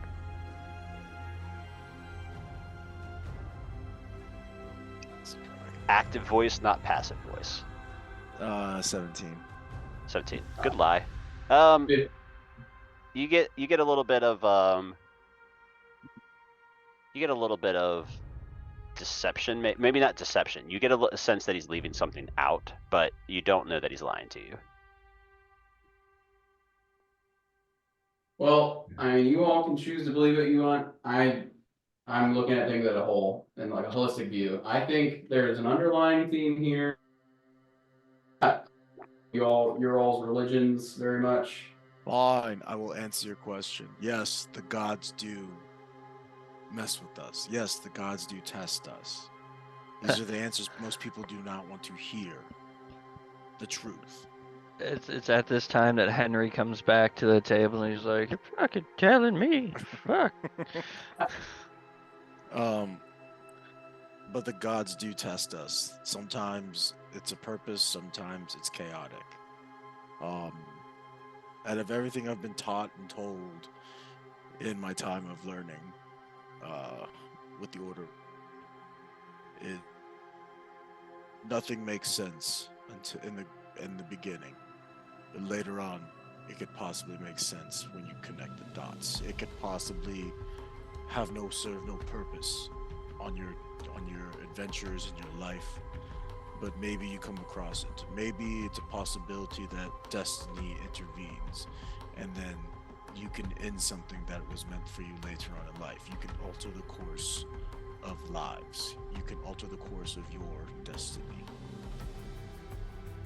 Kit's going to stand up on her chair, like full fanatic mode, be like, what if I asked her? It doesn't now, it could unfold. You never know. I'm just saying there's a theme here. He just said it. He's talked with gods before. I even had Henry, I don't know what you did with the dragon lady in the tent, but I pulled a card that said fate or something along those lines, and I just know that I don't know. I think we should just lean into it, and I mean, Bridget, if that's what you're calling yourself right now, she's in it for the monies. That's 2 in favor. As long as we have a hard out option, I'm good. As long as we're not point suicide. I mean, yeah, don't get me wrong. Like, I'm not trying to divert too much. I mean, I do still have my family to worry about, but I it's am just trying to get to Ur. That is it. That's all I've been trying this whole entire time. Yeah, and you're getting closer. We're getting there, but you know, you also have the vision that demons at the gates. I just think there's some underlying thread here that maybe we just want to tug a little bit and see where it goes. But I don't want to come across as, you know, blindly jumping on the problem. I'm gonna look at Kit, stare like, Kit, are you okay? I'm gonna Popeye's kid back at you, just like. Because I do remember a couple days ago you were very sad and angry at the world. Why are you so eager and happy now? Has something changed that we do not know? Has something come into your life that's brought you joy?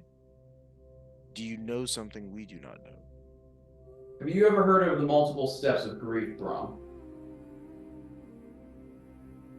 I don't know. All I'm saying is, a couple days ago, you caught me in a bad time, so to speak. I think now just be, like point to Vinsire as he walks away to go to get another drink. I'm just trying to take some more action, I guess.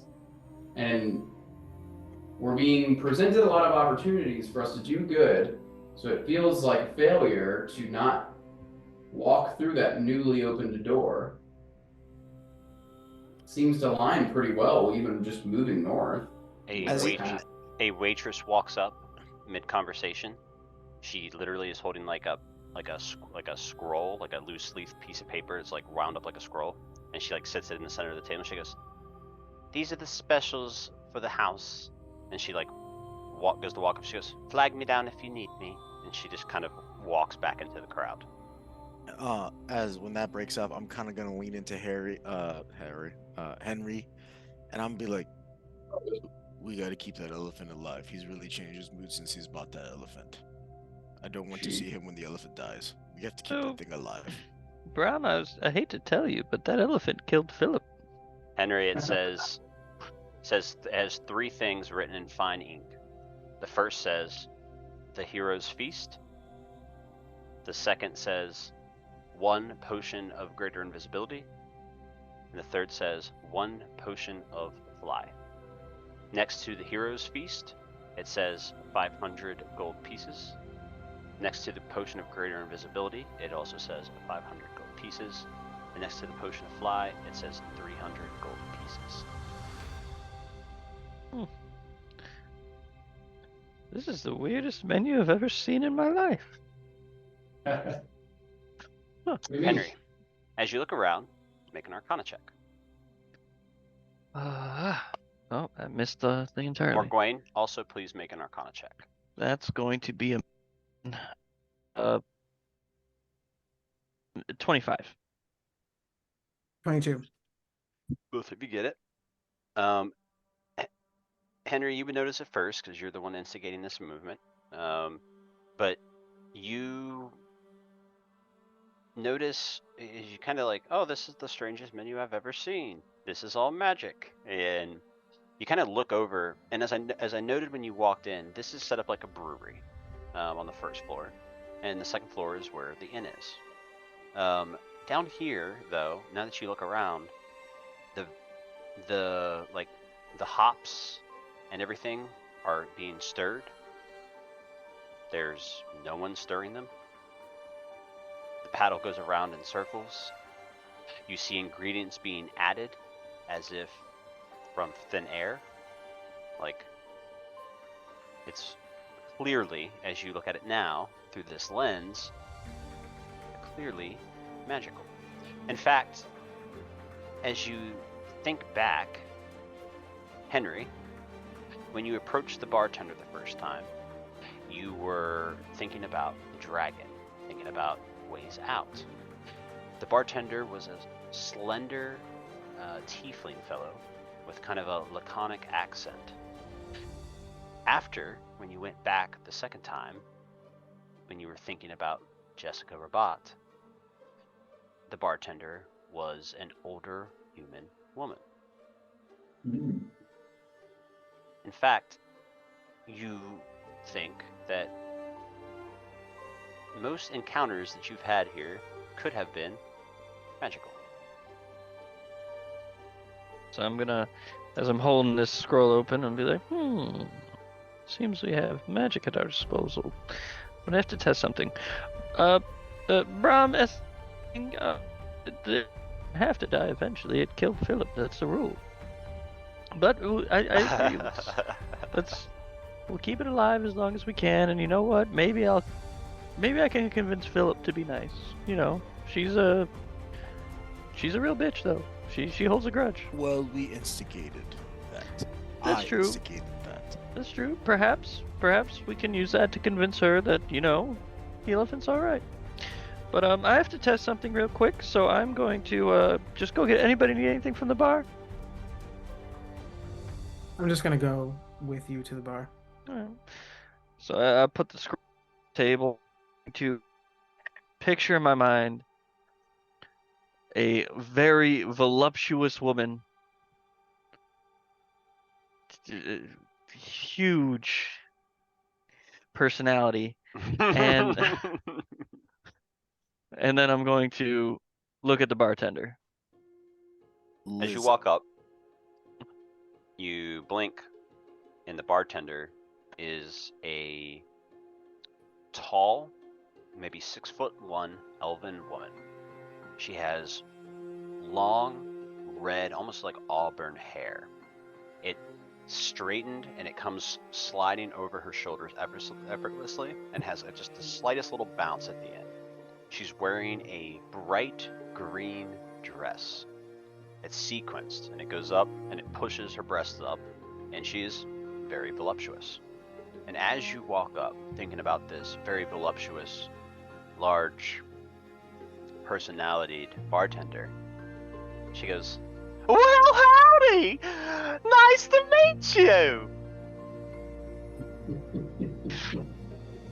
Oh, dear God, I love magic. Another double, please. Oh, I'll get that for you right away, sir. And she turns around, pours the drinks, and comes back. There you go. Thank you. Oh, and here's an extra silver. Oh. All right, I'll take that, my drink, and return to the table. Awesome. That was fun for me. So while I'm up at the bar to like get another refill on my drink, do I notice any of these like magical items within eyesight? I thought you would never fucking ask, homie. So go ahead and make a perception check for me. And what I'm gonna have you make this perception check is as you're walking up to the bar behind Henry, looking over his shoulder at the menu. Oh, it wasn't that one. I don't see shit. You still have a point of inspiration because you have that long Right, rested. I do have that. Thank you for that. Roll high. I want to describe my bar. That was a little better. It was a 14. You're just looking at a piece of paper over Henry's shoulder. Bad time to eat a pretzel. So that'd be great for the audio. As Yay! sorry, Chris. As you're looking over Henry's shoulder at this piece of paper, there's a fourth item, Morgwyn, that he didn't mention. And as you kind of like pop up to see what it says simply, "We need to talk." And there's 3 hashes next to it. Oh, great. Awesome. Yeah, so I'm thinking about like finding these items, right? Like I want them. And I go up to the bartender and I just like ask for a refill. Same as last, please. So you get a refill, and as the bartender comes up, he goes, it's still the lady. She goes, Well, we also have potions for sale if you'd like one of those as well. and she kind of reaches under the counter and pops it up, and it is one of the potions. She reaches under. It's the other potion. She goes, And we do make a mean hero's feast as well. that voice was killing my fucking. I couldn't do it. I had to decommit. Well, I am interested in these potions, but unfortunately, I just can't afford them. What if we are going to take care of that dragon? Discount. Well, I don't know. A big discount would mean big losses for my big bosses. And Make who are the? a persuasion check. Oh, okay. Can I have heard the word discount and turned back around? Sure. 19. 19. Well, maybe a small discount won't make the bosses so crazy. Let's say 400 gold for the 500 gold potion and 200 for the 300. Well, I was really interested in the potion of greater invisibility. I only have 300 gold. Well, that's tough luck then, isn't it? It is. Maybe your friend could help you out. As Henry comes walking up next to you. What? Is it a discount? Are we negotiating here? Well, we've already negotiated. 200 for the flying potion and 400 for the potion of great. But I don't. Oh. Oh. The hero's feast does sound good too. That sounds delightful. And I was very interested in that, but like you, I'm spread pretty thin on gold.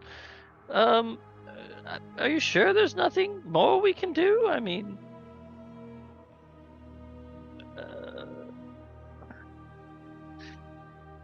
I have more gold than I thought I did, actually.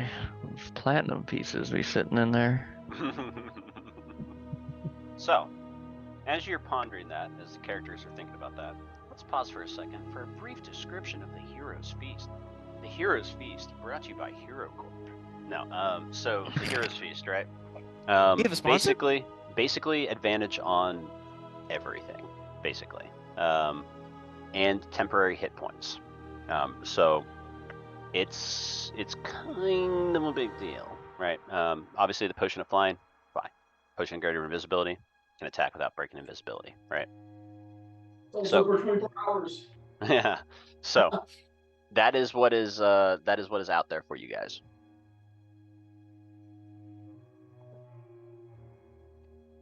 Did she give a discount? Here's what she did for the potions, but I don't know if she. She did for the Hero's Feast as well. It was Hero's normally 500 gold. It's now 400 gold. Roger.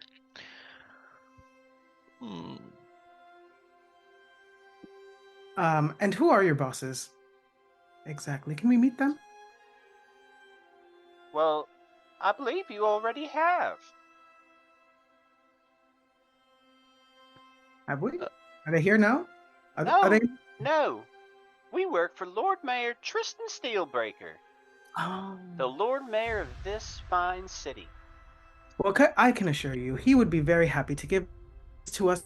We are helping him with the dragon problem. He did say so, in fact. He said, anything that you want in the city is free. So, Uh-oh. as you attempt to fleece this bartender in quotation marks, make an Arcana check. I cannot lie. 22. 22. You notice the ever so slightest change. You are well, that hasn't come out yet. You sense the ever so slightest change in the aura of the magic coming off the bartender. Where it was enchantment, it starts to shift to necrotic.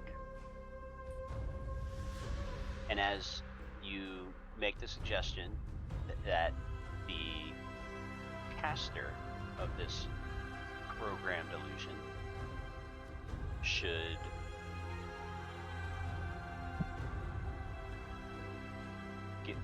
would say everything should be for free, you feel it switch entirely from necrotic to abjuration.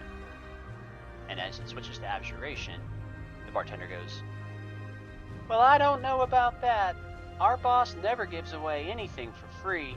No, he likes to protect his profits. Am I familiar at all with this type of magic? You have seen some pretty cool magic in your time. You've worked with Aina, who is one of the most gifted wizards in my world's history. So yes, you've seen stuff like this before. This is a hyper advanced form of programmed illusion. where the illusion is essentially resting atop unseen servants that are doing the work. So they can change the exterior appearance because it's just an illusion. And it's programmed to react to outside stimuli. So it's not programmed in the sense it just repeats the same features. It's programmed in the sense to react to your capabilities. It is what I call a living programmed illusion. Do I sense the change in magic? Or Make an Arcana check. You didn't get that plug in. I only rolled a 4, so it's a 15. Yeah, you also feel the shift from enchantment to necrotic to, yeah, you get this. It's not necrotic, but necromancy. Yeah, gotcha. Fascinating. Well, Henry, do you want to go halfsies? I'm sorry, what? What? How many? Sorry, I good- was Half. half on which? I think the Hero's Feast would probably be the most beneficial. Wouldn't you agree? I think I would actually. Yes. Let's So here's what we're gonna do. We never got a discount. We're each gonna pay 200. We're gonna tell them that they all owe us. We'll do the math. We're gonna pay off it. Okay, he did only say he had 5,000 gold, but No, not him. Not him. I'm talking Kazamak back there. We're gonna fleece him.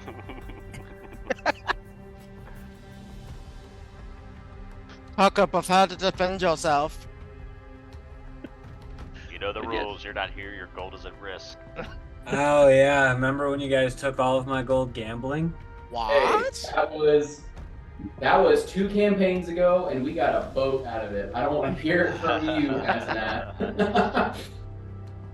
Yeah. So, yeah, you guys get your drinks. So, point of order. Hero's Feast. Here's what I will add to it. So if you want to get after this, we want to jump into this in the second half because we're getting ready to head to break when we make this decision. If we want to jump into this in the second half, we can. And what I'll do is I'll say if you order the Hero's Feast now, it will basically grant you a long rest in addition to the effects that it already grants. Okay. Good old itis.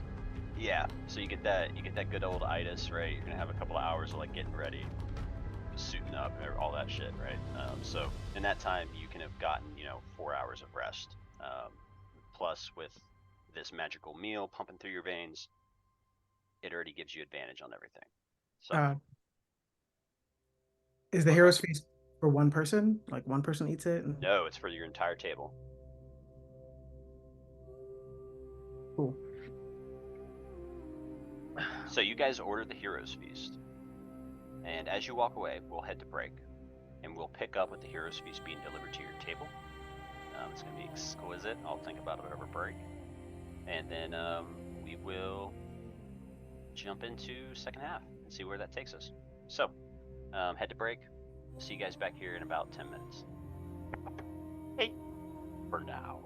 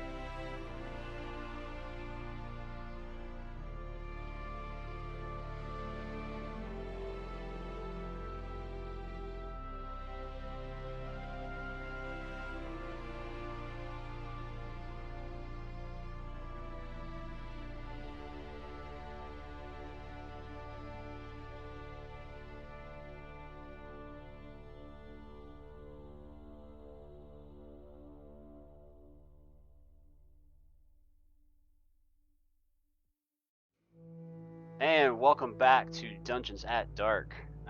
We are sitting at a bar, a magical bar, it turns out. We have just ordered a hero's feast, and during the interlude, as if by magic, a feast has been prepared.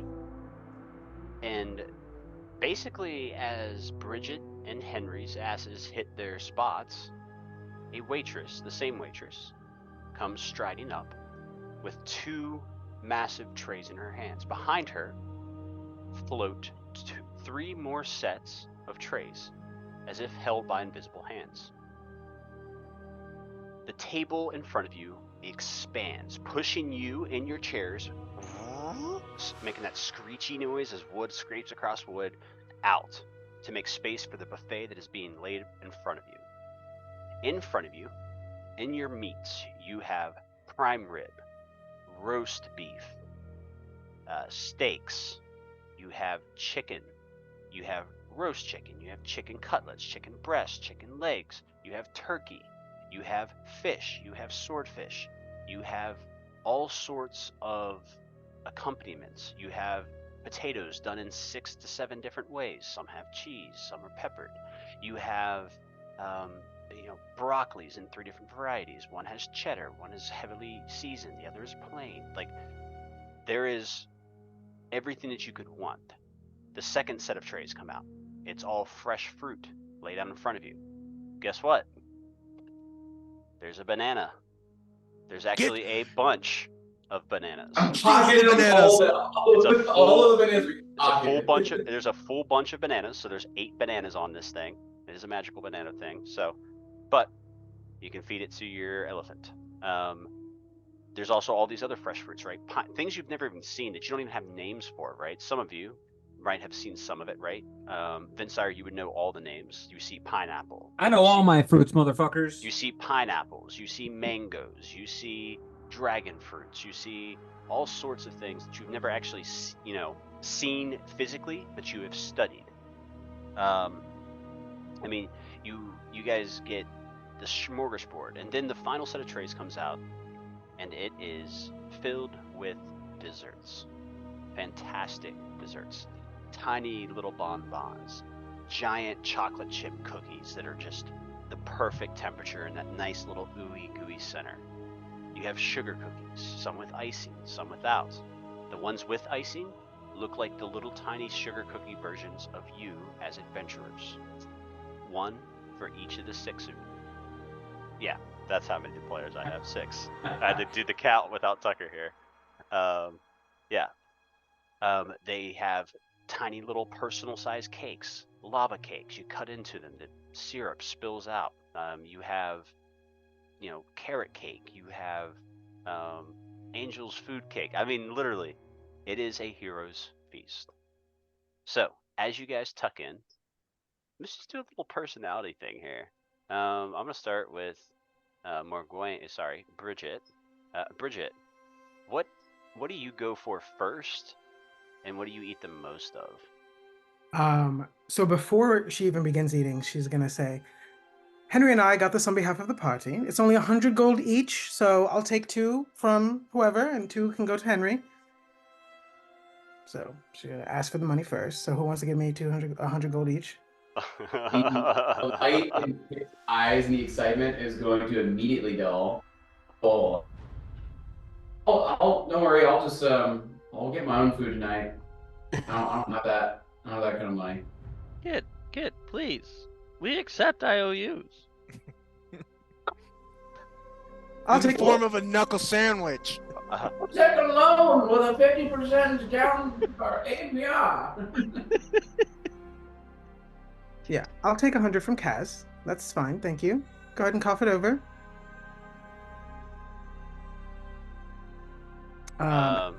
Yeah, we'll Tucker owes you 100 gold. Okay.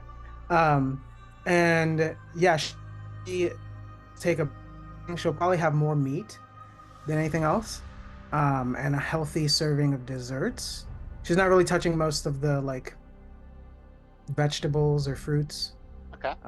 And she's eating like she hasn't ever eaten before in her life. Like, it looks like she's what kind of meat? There's lamb, there's hams, there's steaks, there's prime ribs, there's It's the roasts. biggest meats, like whatever looks the rarest. So probably the steak. Yeah, the prime rib probably too. Yeah. Okay. And the Living out desserts, by is she going for like the sugar cookie stuff, or is she going for like a cake? What is she like tucking into? She's probably gonna get like the most decadent dessert. Probably something that looks. Yeah, German chocolate food cake. Yeah, for sure. Like just healthy doses of chocolate syrup. Nice. I love it. Okay. Same question to Kit. Kit, as you tuck in, what are you eating first, and what are you eating the most of? I'm full on jumping for like the Pokemon trading card of sugar cookie with my face on it, and I'm going to betray someone else's sugar cookie. Like I want the cosmic brownie, but I had the shitty leftovers, and I'll just like flash my sugar cookie underneath the like table to Vinsire, be like, "Hey, I'll trade you my sugar cookie if I can have the Vinsire sugar cookie." Are you asking to eat me right now? I don't like where what you're trying to insinuate, so I'm gonna trade Braum. And That was a simple yes or no question. I just thought it would be a fun little thing, but if you're gonna make it weird, I'll just not cookie. Literally, what you're trying to do? The sugar cookie is me. Well, I'll just like quietly place it in front of you and be like, do with it what you will. Well, I wasn't gonna even eat mine, so I guess if you want to eat it, I will take your sugar cookie. I'll keep yours, but I'm just gonna keep it in my pocket. Okay. And then she's gonna, I imagine there's just like a big fillet of like salmon in front, and she'll just like portion out probably like half of the fillet of salmon and put that on her plate with an abundance of greenery vegetables, really balance out her diet. I'm sure there's like brown rice, steamed brown rice that she can pull out. Getting her omega-3s, getting her omega-6s, getting a nice balanced heavy fiber broccoli diet, and like probably some complex carbohydrates in the form of steamed brown rice. But a little kick with simple carbs with the Vinsire sugar cookie.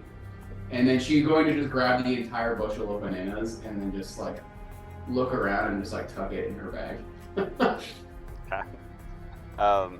So Braum, same question, and maybe I'll just keep it to two things. So we're looking for your not your whole meal. Thank you though, kid. That was beautiful. But Braum, we're looking for what you go for first and what Braum eats the most of. Braum, not really being accustomed to this massive of feast and selective options, kind of picks and knits at the menu. Doesn't have really course. Like he gets the cookie that looks like a good dessert. He gets the chocolate, then he goes for the prime rib, and he goes back to the cookie, offset the sweets. He's just experienced a new world of life because have eaten and never really indulged ourselves. So this is a complete new experience and very eye-opening for Braum. So he's just nitpicking everything.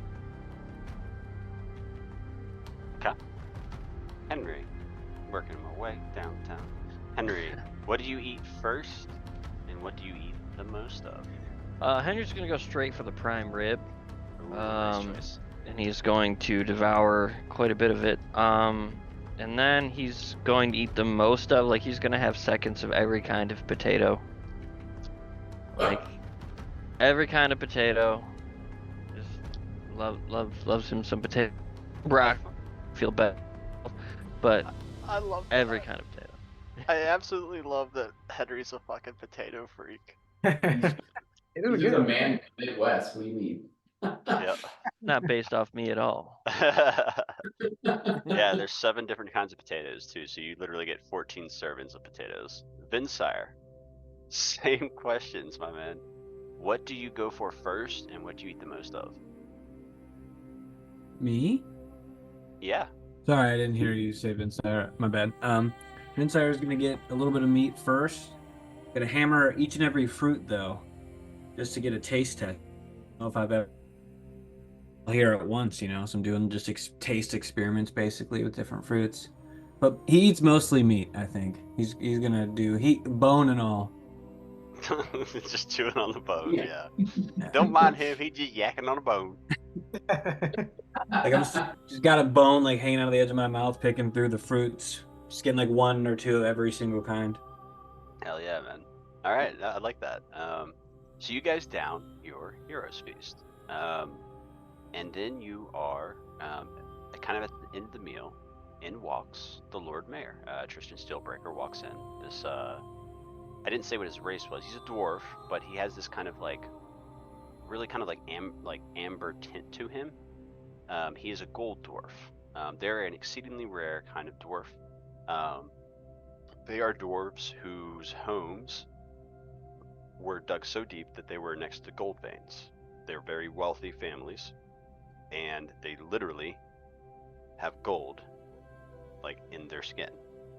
So they are gold dwarves. He comes probably from Steelhaven, he's probably a younger son of a rich family in Steelhaven. But this Lord Mayor walks in and goes, pardon the interruption, but I would love to know if you've come to a conclusion. You've taken the hero's feast, so I must imagine that, well, you've accepted my call to arms? Oh yes, but she's like eating still as she's like munching her face. Can you tell your little barmaiden friend to give us those 2 potions, and then we'll go ahead and with the 5,000, we'll take care of that dragon for you. Easy peasy. Easy. Mm, Lickety split, you're. he like laughs. He goes, no. Here's why. I don't know you, and you're awfully keen on just the gold. And that's fine. There's nothing wrong with being business-minded. I get that. He flicks at the flakes of gold on his arm as if to brush them off, knowing full well that they cannot. He goes, but I do have a city to administrate, and I need help. Genuine help for people up to the task. He looks at you. You all look sturdy. Does a double take on Henry. Mostly. But are you the heroes we need? I can pay you, but only after I know the damage is stopped and the dragon is no longer a threat. But before that, I can offer one of the potions. Boom. Give me that great invisibility. Yeah, I just think it's crazy that like we don't go kill it, that he's just gonna come kill everybody eventually. And you like really don't want to help us with that. We need all the supplies we need, but if you give us one. Got it. We'll take care of it. Or you could be brigands who, on the road, heard that the city was in need of help, came in here pretending to be heroes, or maybe not pretending to be, but seen as heroes, and then abscond with the only supplies and gold that we have left to defend ourselves with. You see, I am desperate, but I am not a fool. Brigand? I take offense to that. Do I look like a brigand? And she has just food. Like, sure, she has not been ladylike. Yes, you do.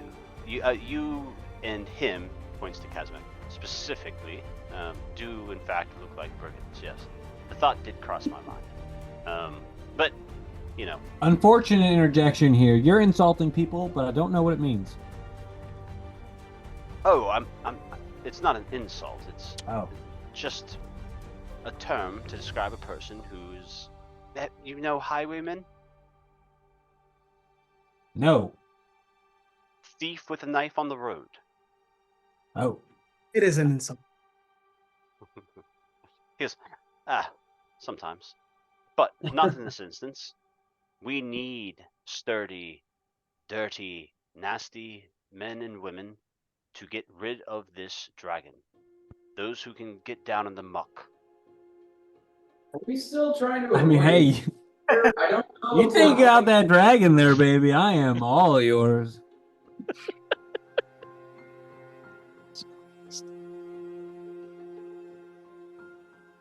Pick Trump, nasty woman. So,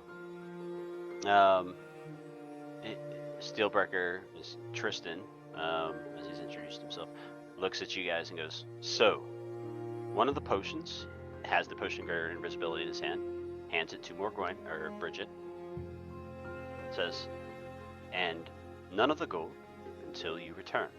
However, everything you find in that den is marked as yours. From the moment you accept the job until the moment it is complete. That going feral part, that happens when we get back, or? I'm sorry? You said you needed people to get feral, down and dirty, in the muck, and then when we get, or before as like a... I meant more in the metaphorical sense in fighting the dragon. Are you... I'm devastated. Not from here. I was going to say especially abled, but yes. Well, change your mind. Actually, he's got some pretty special talents. I think that's He must. But I think we can end on a high note here, Lord Mayor, before we elect to take our business elsewhere, because at that. So, we have an accord? Yes, we have an accord. I think we are. 2004, dude. She runs great. We had times. Kyle's gonna fucking break me tonight. So, you guys set off with a potion of greater invisibility. No coin in your pocket, and honestly, nowhere to really spend it until this is dealt with anyway. Until this shop is feel that they're safe. So, you guys, having drank ate your hero's feast, drink your hero's feast. That'd be fun. Heroes drank, and we ate a our hero's hero. drink. Oh, we're doing that next time. Oh, that's happening. Someone get hero's feast. We're doing that. It's just perfect. So, get Henny? yeah, Henny? just it's fucking lean. Just everybody drinking lean. As you guys go outside the bar and kind of ready yourselves, check on the horses. The pasture's been absolutely devastated by Julius. 100% devastated by Julius. I have something for this, actually. Yes. I would like to go to Julius in the night, as it may be. Or is it nighttime? It is. Oh no, it's not. I'm sorry. It's like 5 in the afternoon right now. Okay. Well, he's like corralled off in like a little like pen, right? Yeah, with a bunch of like a dozen horses. It's not comfortable in there at all. That are pissed off at him because he ate everything. Yeah, he ate all the grass. It's definitely all gone. I'm going to walk over to Julius, and I'm going to just like, hey buddy, and I'm gonna bear only one banana. I'm gonna pull out the banana slowly and like unpeel it in front of him. Julius, you don't need to speak with animals to understand what he says. He lets out a triumphant, raucous, roarous trumpet. And as he does, he comes stamping towards you, greedily with his trunk snatching at the banana. Snaps it up and crams it in his pie hole. And just peel and all, gone down the gullet. He lets out another trumpet. And then I would like to try something, because this is very much at your discretion, because it's isms of how the spell is written. But I would like to attempt the of the messenger to talk to Julius, because it just says a creature. It doesn't say a person. Yeah, it has to have an intelligence of higher than 3. I don't have his stat card, so He does not. I'm going to still attempt because I don't know any better. Yeah. I'm like, all right, buddy. There's more of that, or there's more of those where that came from. I'm gonna leave you here because I don't think you're gonna like what we're doing next. But and I'll pull out another one. Like, just stay put, please. He lets out more noises that are happy elephant noises, eats his banana, and this time takes the peel on a little circle around the pen, showing it to the horses before he crams it in his mouth. What a dick! What a dick! My banana. Ah, boy. And then I'm gonna like walk back to the group. Like, I think he responded pretty well to just hang out here. Is there any like official peoples like that look like guards or anything for this town? The Lord Mayor told you all the guards are dead. Like literally. I just want to relate that I didn't get to because I didn't think about it at the moment to the Lord Mayor. But like, I'm gonna very who like looks like they live here and be like, I'm gonna be leaving my elephant here. We're gonna go deal with your guys' dragon problem. Just let them like eat the grass. If anyone asks, the Lord Mayor's cool with it. I'll give them how many. I know you don't like me questioning provisions, but how many bananas did I get? It's not gonna. They're magical. It's not gonna matter in another 100 feet. Okay, well, I want just because I don't know any better. I'm gonna hand that random fucker 2 bananas. If the elephant wants bananas, just give him bananas. If there's no more grass, find a pasture. Excuse me, but just and not a problem. You see, name's Tristan, by the by. You see, just a question here, and kind of an important one is what's an elephant? I'll like point to the 15-foot animal in the kitchen. Oh. He goes, but and he points at Brahm. He goes, so elephants as well then. I'm like leaning to him and just like slightly whisper, like, to be honest, I haven't figured that one out yet either. Don't put him in the cage. He's not a big fan of it. Wouldn't think of it. Are you paying? Are you paying for this service I'm rendering? I mean, what's your going rate? I figure, 5 silver seems fair. Like until I come back. Sure. Okay, sure. Do you work here?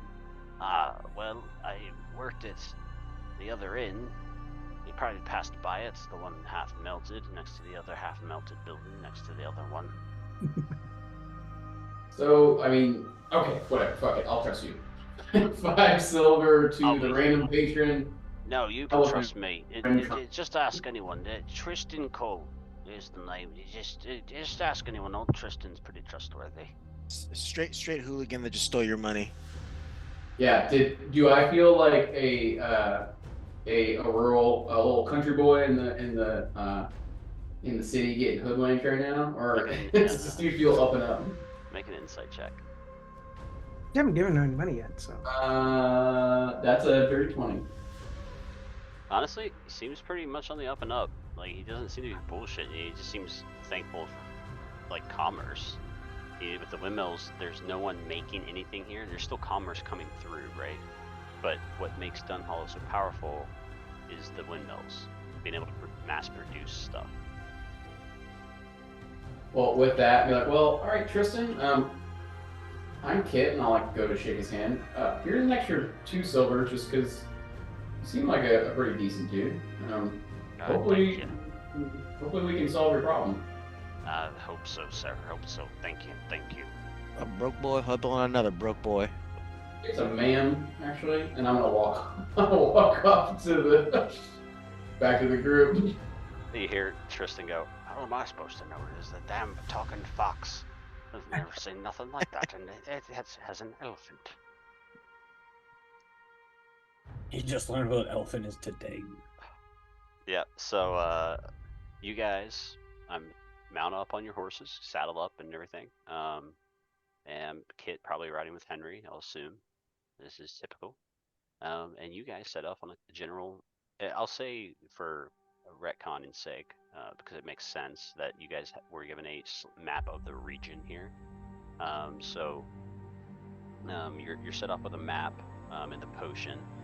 So you guys have the map, the potion, and you kind of know your general location, right? Northwest. It's about a half day's travel on horseback. So you'll probably get there around, say, 3 in the morning. It'll be dark, which is good for you in some ways and bad for you in others. But as you go, do you guys want to discuss? Vinsire, go ahead and make a survival check for me. And then you guys can role play. 17.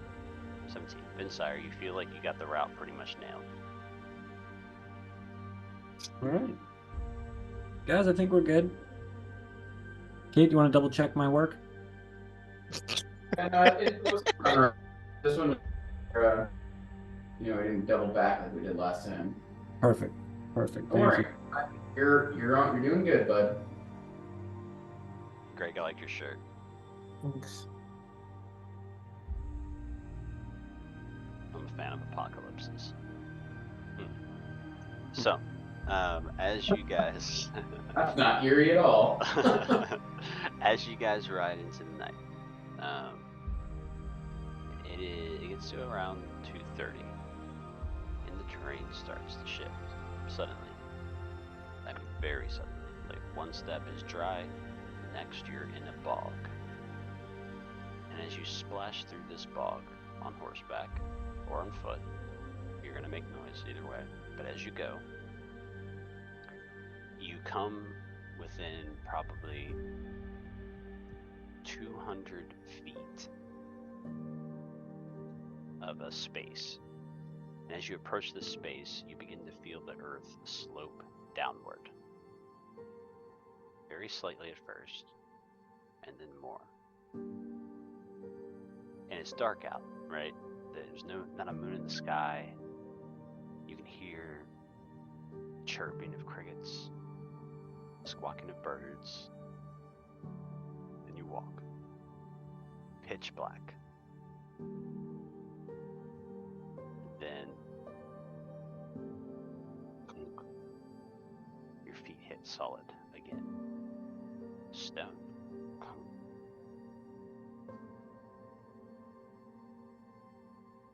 It's pitch black.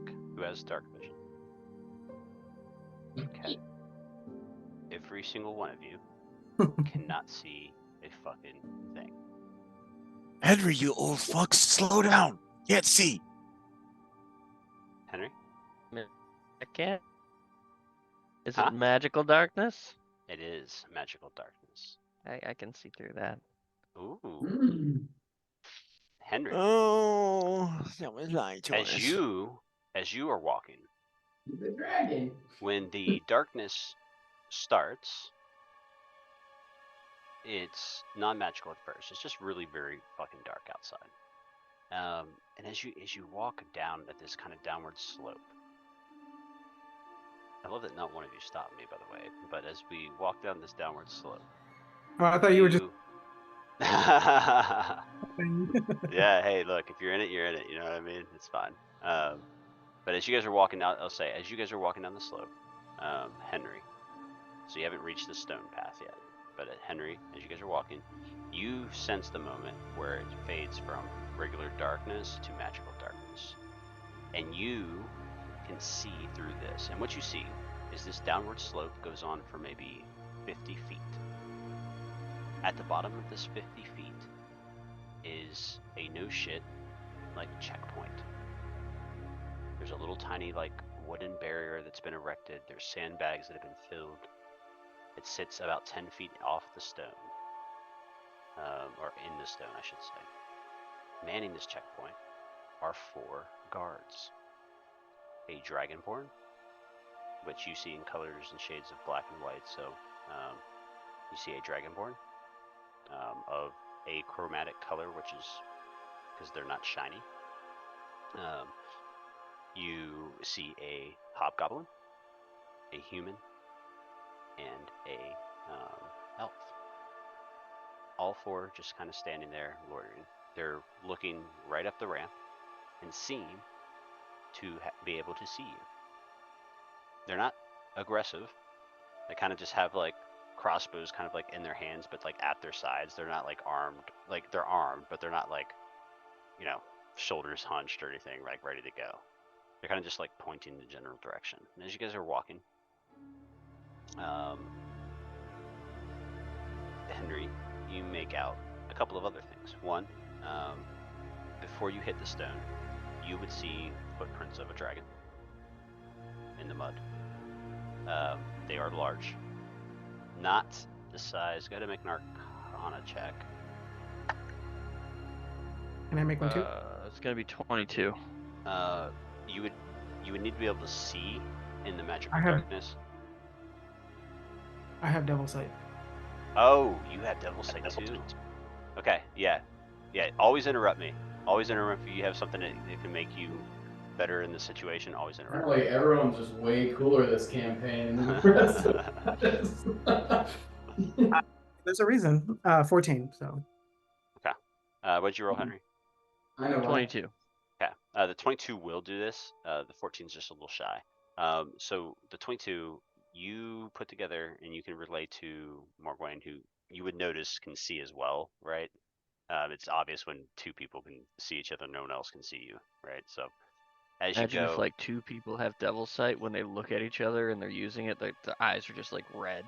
ooh, I love that. Yeah, that's canon now. So you guys can tell that you both have devil sight on. And there's a moment of recollection, like connection in that. Like, ooh, there's something more going here, right? So I think there's a little bit of that. But with the 22, Henry, you put together. This is not big enough to be like a great worm. This is not a worm. It's not even likely not even an ancient dragon. It is just probably a very large dragon. Okay. So That's what you see and get right now, all of you. So as we clock that together, and then I know that they can see us, I'm going to just kind of like, instead of like the sort of like sneaky way I was kind of like moving up, I'm just gonna stand up straight. I'm just gonna say out loud, it'll be like, well, guys, it appears that we've made it to the checkpoint. We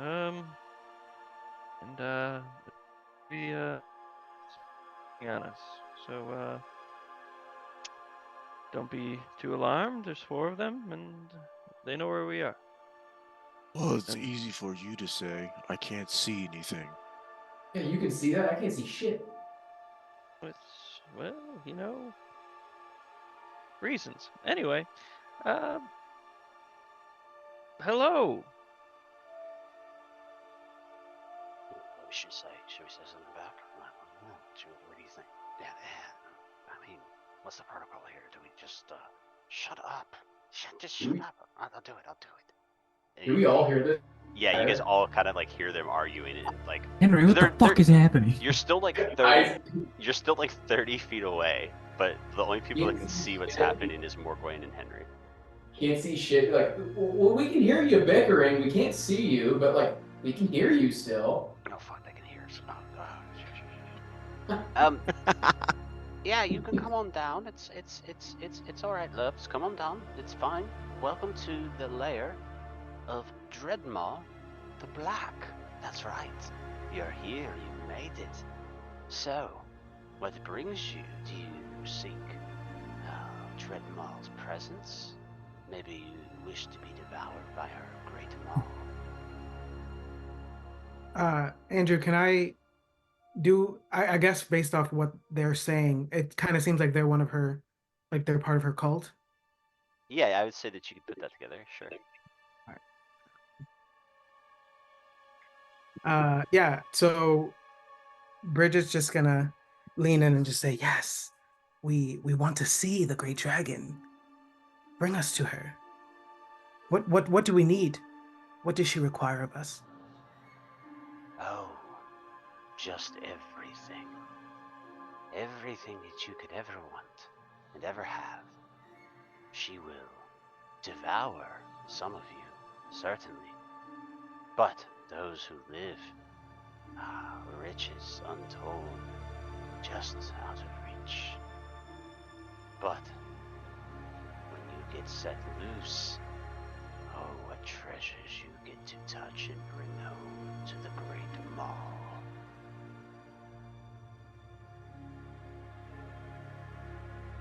Come. Come closer. And you guys that can see, you two, this is the Dragonborn speaking. It's fine.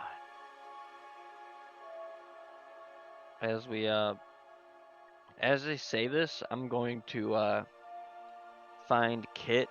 Like Kit's just kind of standing there, like not seeing anything. I'm gonna go up next to her real quick, and I'm gonna be like, "Hey, so keep an eye on Vinsire. He might be I got a feeling that they could probably bring him over to this shit for real. So let's just keep an eye on him." Really hope you're kidding. I can't see anything. What do you mean keep an eye on him? Henry? Is this Here, like an old I'm gonna grab Kit's hand and I'm gonna take her over to Vin and connect chain. Like, here you go. You guys hang on to each other. All right. Also cannot see. That's yes. Don't worry, I have a plan. Connect them, and I'm gonna connect Kaz to the chain, and I'm gonna connect Braun to the chain, and then I'm gonna hold this giant elephant's hand and walk them all forward. Yeah, so as you guys walk forward, the man speaks again, the Dragonborn. And the other three are now quiet, and it's very clear the Dragonborn is in charge of this situation. The Dragonborn says, Yes, that's it. Be brave. Face them all. So, you want to join our little herd?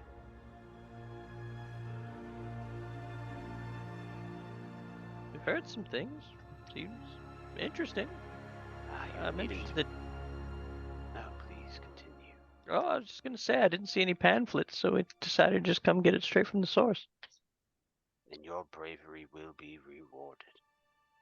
The Maw welcomes all of her children into the flock with a grant, a beautiful item plucked from her own inventory.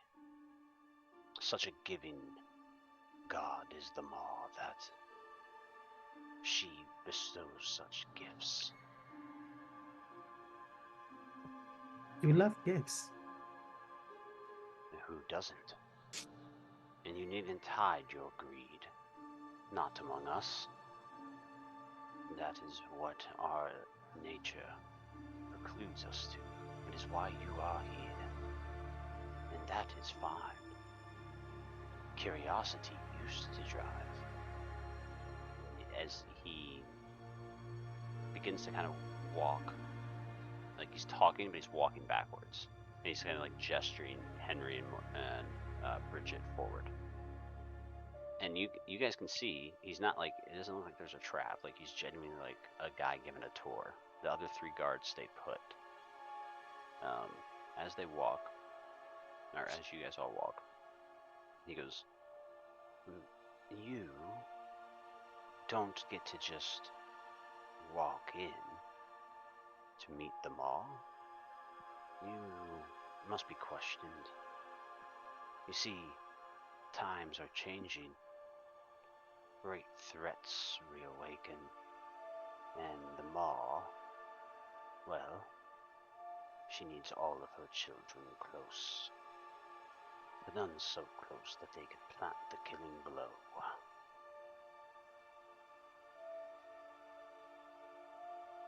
Fair.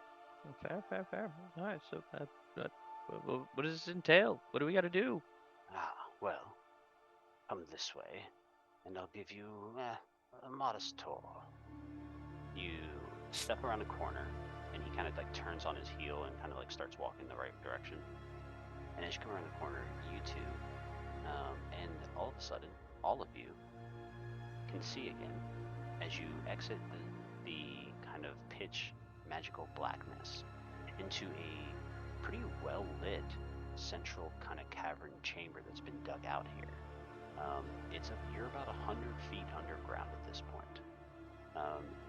And as you come around the corner, you see a couple of things. All of you see this. This isn't what you would expect. You probably expected a dank, damp, kind of lifeless zone. What you see instead are about 25 individuals living in this space, living and working. You see them sorting, rusted metal from like usable metal. You see them sorting, um, you know, um, useful information from books from unuseful information, like just different tasks, right? Just you see some people working armory, like there's a full armory down here that they're working and they're building something, whether it be weapons or other things. You see one woman is like weaving; she's on the weaver's wheel. So there's like industry and like an entire kind of ecosystem exists down here, and a lot of armed men and women of varying races, a lot of dragonborn, a lot of black dragonborn, as is your guide, and that's kind of what you see. This cavern exists in the space is like, 100 feet long by about 40 feet wide, and at the far end of this chamber, it kind of opens up into like or I would say actually kind of closes in, like becomes like a shorter, so it goes from about 60 feet tall down to about 20 feet tall, gradually. And then you can see there's like a secondary large cavern back there. And as you kind of squint your eyes and your eyes adjust to the light, you see that at the very back is a holding cell that has been, bars have been affixed to gaps in the stone to create a mass holding pen. Everyone make perception checks. 11. Nope, 14. 15. I got 15. 25. Okay. The 25 will definitely do it, so we'll just start there. You can guesstimate there's about maybe 60 to 70 people left in the holding cell.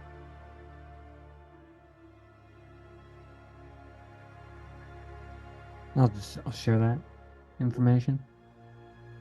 What is Yeah. the state of they look in? I mean, they look terrified. I mean, they're 100 feet away, but you can tell they're terrified.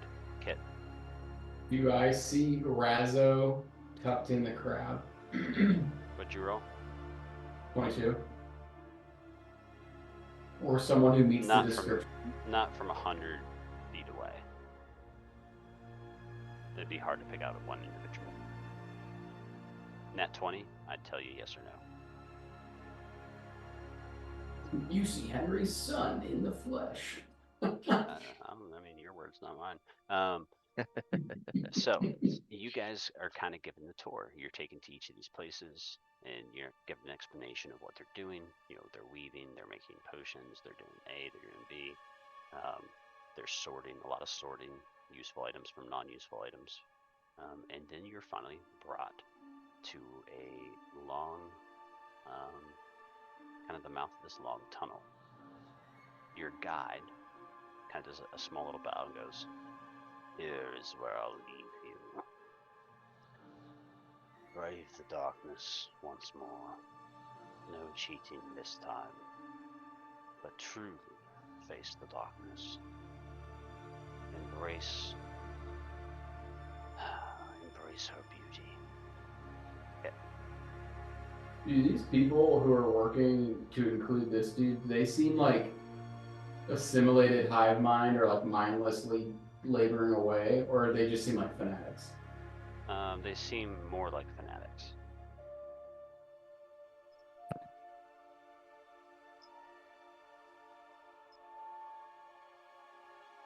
And your guide walks off, leaving you at the mouth of this dark tunnel. Well, all right. I guess we're gonna go in, right, guys? I mean, made it this far. I mean, we're just gonna talk to her, right? Let's not forget she's a dragon. Yeah, but dragons are people too. Highly- right? Pardon? Yeah, are they? Or you what? What's Uh, your perception on a person? Forgive me. Dragons are beings, right? Okay, better terminology usage. Yeah. So maybe we can reason with her. We'll just reason with her. We'll say, hey, here's what I'm thinking. We offer her. We say, return the people you stole. And we think that we can get you a great deal on a bunch of Grey Legion soldiers that are soon to be leaderless. And we'll just need someone to serve, so let's serve her. That sounds like a great idea. Henry's the leader. He goes first. Go, Henry. And I'm gonna start pushing you forward. Henry, an important question here. Do you put Devil's Sight up again? I don't know if it's something I activate or if it's something that's just there. I would say that you can choose whether or not you're using it. At least in this instance, because of what's happening that you have no clue about. Based off what he said, no cheating this time, and Henry is not afraid of the dark. Lived in it for a while, so he's totally fine just walking forward. The darkness is. I was just about to say it. I was born the dark. Molded by it. I didn't see the light. Henry, the moment you cross the threshold, I need you to give me a single word answer. What terrifies Henry?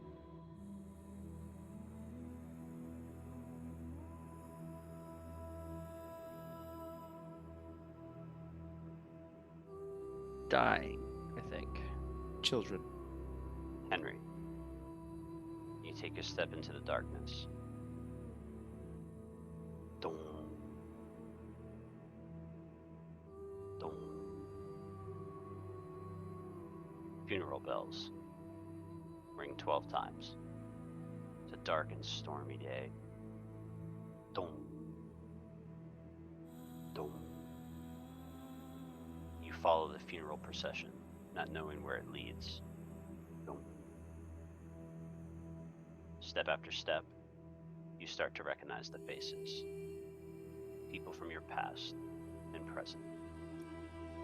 Dum. You step to the grave. The bell tolls the 12th time. You look down, and staring back at you is nothing. You turn. Every single person in the procession stands in a semicircle around you. As one, daggers plunge into your chest, and you are pushed into the grave. Dum. Who goes next? Just purely out of what happens on us. I'll let Greg go first, but I really want to see what my thing is. We're gonna find out. I have no clue until you give me your answer. Kit, you step out into the darkness. The moment you cross the threshold, a one-word answer. What terrifies Kit? I think the thing that would terrify her is like a responsibility. Dum. You step into the darkness and out of your den. You remember it was small, carefree, just you, no one else. Now, 300 mouths to feed, an entire wood to caretake, no time for anything, no reading, no nothing. Dum. You sit at the council meeting. Dum. You stand alone. No place for friends. Dum. You walk through the woods at night. Everyone knows who you are, but no one knows you. You used to love that feeling. You think back, to your adventures, to everyone that you lost. In the distance, you hear 12 bells toll.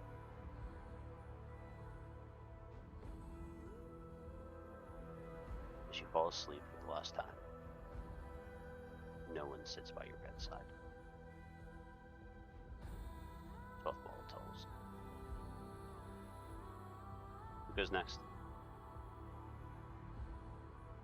I guess Morgan will go. Okay, Morgwain, as you step across the threshold into the darkness, do you leave up Devil's Sight or you drop it? I read the description and it says it's not something you can leave. It just. In this but- instance, I'll allow you to do it because there's a magical effect at play here. Oh, okay. Yeah. No. She won't use it. She'll just walk into the. Perfect. As you cross the threshold, same question. One word answer. What terrifies Morgwain? Enslavement. Ooh. Morgwain, you stand beneath the shadow of High Zata. Your chains, they're heavy. They weigh on your ankles. They weigh on your wrists. They tie you to a long, nameless, faceless line. You cannot see in front of you, and you cannot see behind you. For the last 147 days, you have toiled between these two people. But today is a calling day.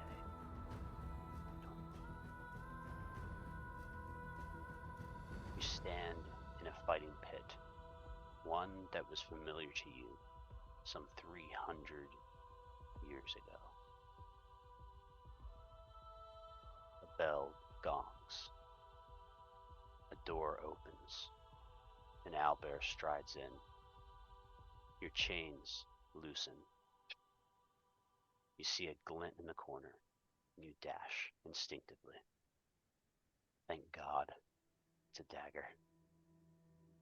You watch as the owlbear rips apart your fellow gladiators, shreds them as the crowds of High Zata roar at your pain and misery. It fades to black. Your next step. You're old now. Far too old to fight in pits. It's been 300 years since I've worn these chains. They sit heavy on your malnourished body, and your usefulness as a fighter waned. The Emperor, having forgot nothing of your close ties to Hyena, chose to single you out for a particularly harsh punishment. Every day, you sit quietly in a 4-foot by 4-foot cell with the steady drip of water ever so slowly tapping on your head. You're only brought out when the Emperor wants to show you off to this king or that king, and then you're tucked away like the dog that you are.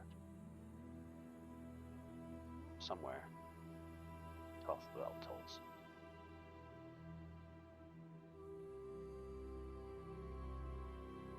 Brommervin. I'll go. Brom. You stop across the threshold. Darkness takes a hold. What terrifies Brom? Misguidance. As you step across the threshold into the darkness, face of it appears.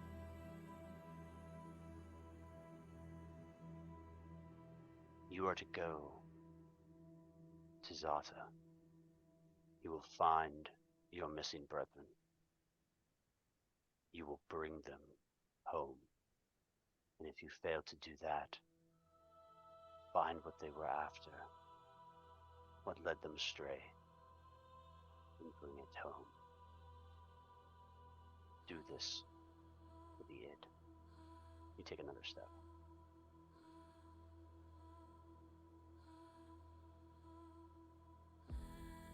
You're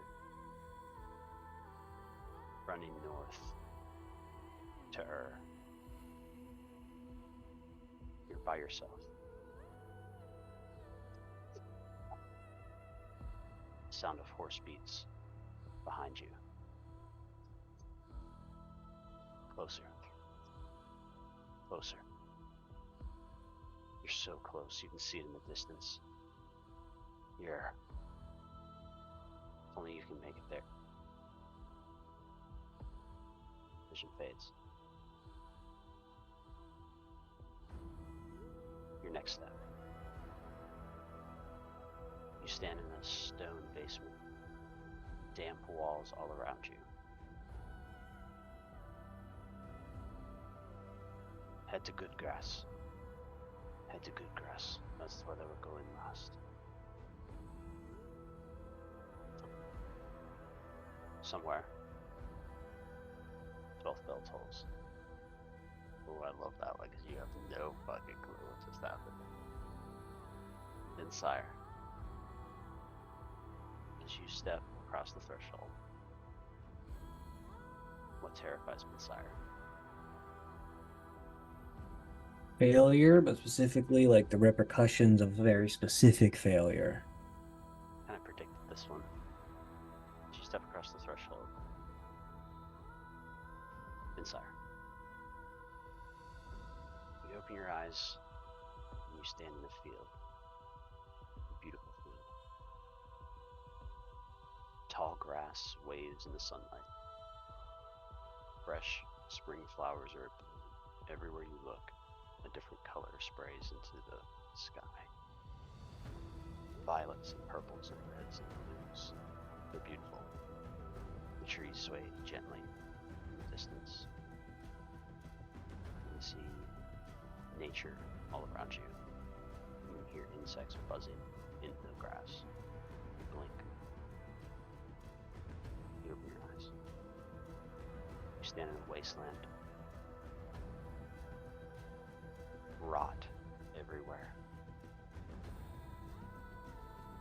You failed. You didn't find the cure. The world root is dead. It's over. You blink. You walk through the world grove. Around you, the elders lie dead or dying. They whisper, "Stay with us. Stay with us." You approach the root. It is silent.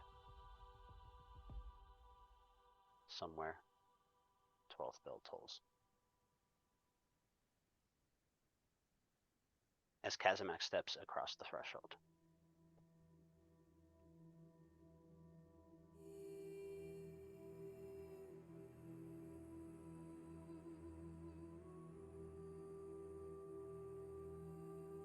As Kazimak steps across the threshold, he too thinks failure.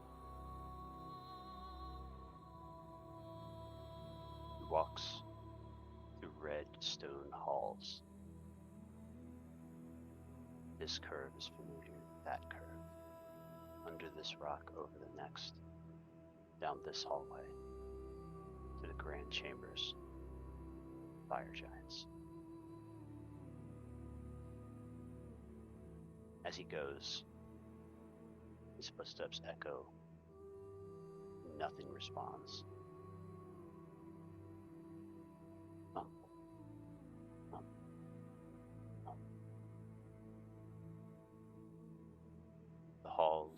this once great place of power are empty.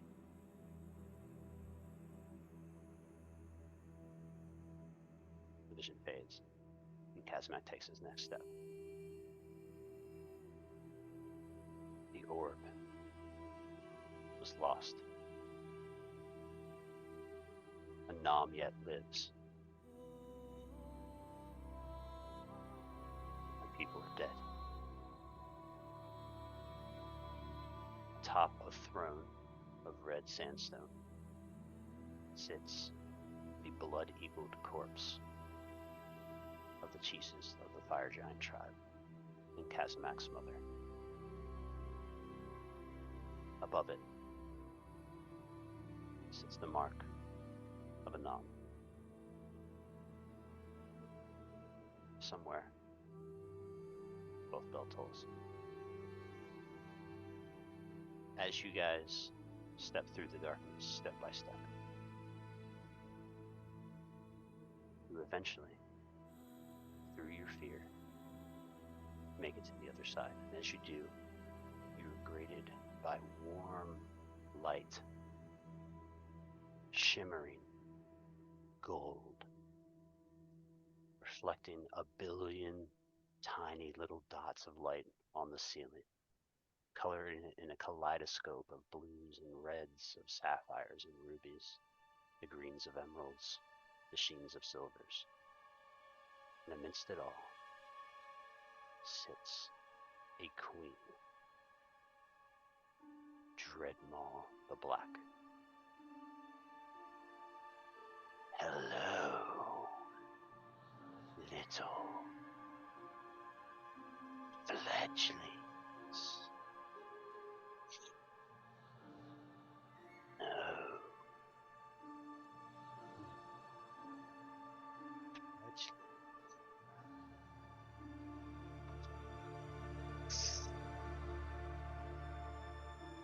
Can't hear you. Oh, you can't hear me? Damn. Whatever you. Did you? Wait, quick audio break. If you tilt your microphone in a little bit better, we'll hear you a billion times better. Got it. Yeah, so she says, you're not fledglings, but hawks. She sniffed the air. Said you're not fledglings, but hawks.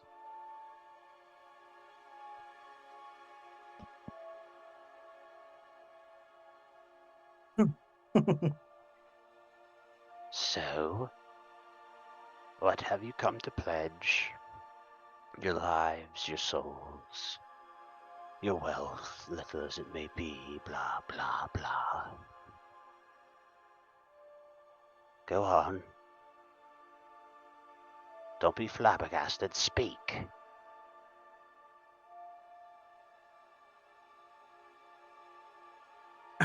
We're all just like, ah. I don't know, it looks like you got something to say. Dread Maw kind of like leans in, and as she does, you get a glimpse of her head is like half again the size of her body. It is massive. Her jaw could literally, she could swallow Lucius whole, or Julius whole. And Lucius. Yeah, for sure. Yeah, Lucius. Yeah. Lucius would evade. Don't worry. He would have been like a fucking mile behind shooting the bitch with a rifle. He wouldn't even We're not be doing in this. there. We're not doing. Okay, cool. I do have a question though about this. You're talking about size, because the way that like the townsfolk sort of describe it is this like massive dragon that came and attacked. What actual to what they described? No, she's big as shit. She's a huge creature. Put it in D&D terms, so she's a huge creature. She weighs several tons. She is a formidable beast that stands before you.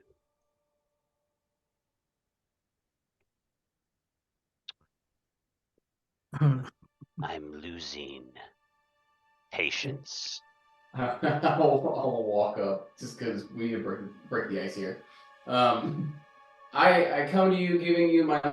It's not 88. that I currently have in my inventory. What That's do you not a give it? joke. All I have is 88 copper. Just hold it up in 2 furry paws. She goes, "Oh, you poor thing, you're destitute. Well, I'll take it. I'll take it. Add it to the pile." You see a fairly large pile of copper. Like, I have 0 coin in my inventory as I drop my 88 dirty pennies, not even a fucking dollar.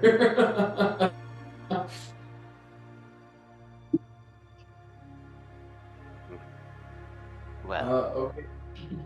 I won't eat you. That would be sad.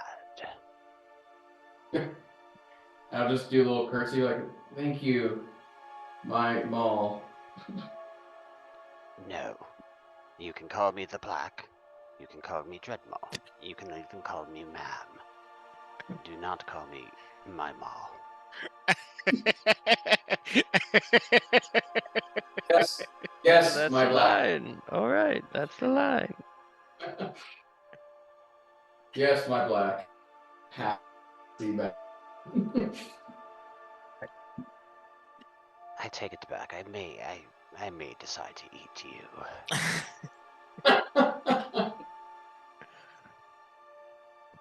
Who else? Yeah, I apologize for the moment. That was a lot right there, so I had to recover from that a little bit. What if we don't have anything? What if I don't have anything? Well, typically I would eat you, and you would be grateful for the experience. But I recently lost good men, and you have the smell of a wizard. You can smell that? The magic Terribly is pouring off of you. I thought it was This prune juice. That is a clever illusion. I'll have to learn that one. Perhaps I can teach you. Teach me where I'd go. You're gonna get one. I have nothing for you.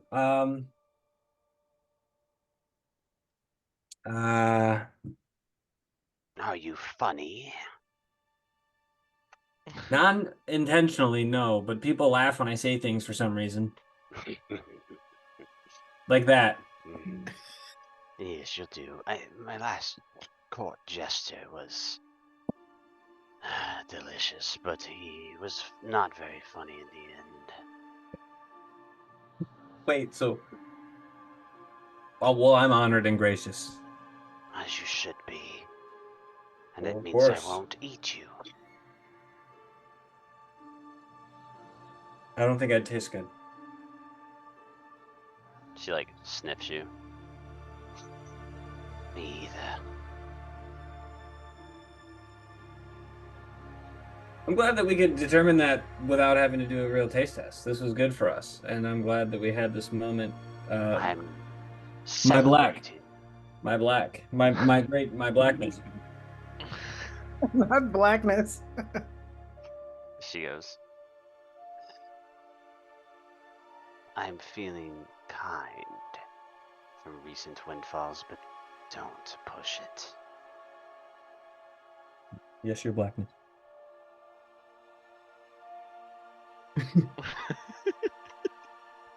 Oh shit! Here we go. He's grabbing dice. Oh shit! I'm gonna do something I haven't done this entire campaign. He's I'm gonna roll. kill. He's gonna kill a PC. I'm gonna Kill a roll. player. I'm rolling with my best dice that always rolls nat 20s. He's gonna. You mean your loaded die? Yep. You mean your dice with only 20s on it? Yeah, that's a pretty dice you got there. It was a 14 on the die, so she's going to. It's well, it's not what she's doing, but yeah, kinda.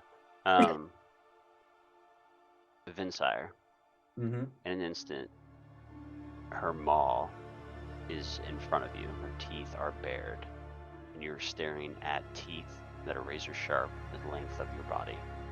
Ladies and gentlemen, we gotta lock it in. Would you like to be the first to die? Oh my god. If we're all going to die, I think I would rather not watch that. But you gotta promise me you're gonna get the rest of them because I'm the only.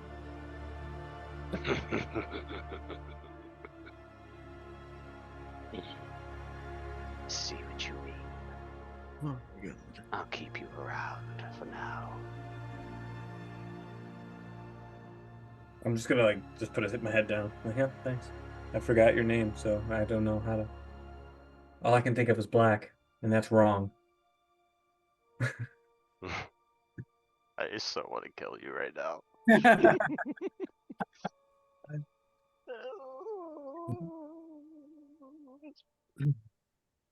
Yeah. Morgwain's gonna step up. Her to walk through the darkness. She's gonna say, "Oh, great Dread Maw, we are just humble servants, seeking to enrich your horde. What do you require from us? Beyond the meager holdings that we physically carry, we can bring you so much more." Oh, it's quite simple. I don't like the term slaves, but we're going to seal the hole once we've sorted all the food, and we're going to sleep for 100 years.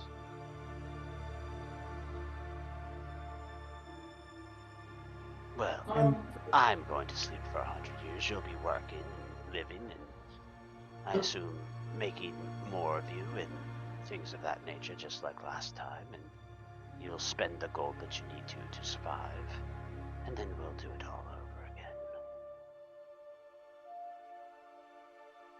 The business model is immaculate.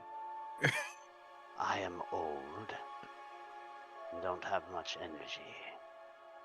I like to do things in short bursts. Kit. Now that I'm standing, I would imagine, fairly close to her, and she's making reference to her age and her feeling depleted. On her body, is there any sort of scarring or what looked like could be previous injuries from her previous engagements going out? Sure, make a perception check. Does Hero's Feast give me anything for this? Advantage. I don't remember. Is it advantage? Yep. Advantage. Chick. It's not as helpful as I would have liked it to be. 14. That's all you needed. So on a 14, which was the DC, you notice something. I wouldn't say very. It's not obvious, but you gotta be looking for something. It doesn't look like there's battle scars from swords or hammers or any arrows or anything like that. There are marks of a dragon on this creature's back. Like another dragon had clawed this creature, like a large dragon.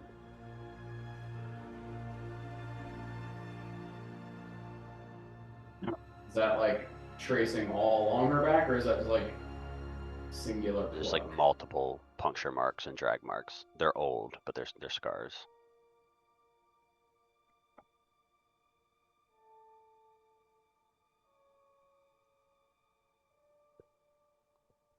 So, you've come to ask a question. What is it? Get it out.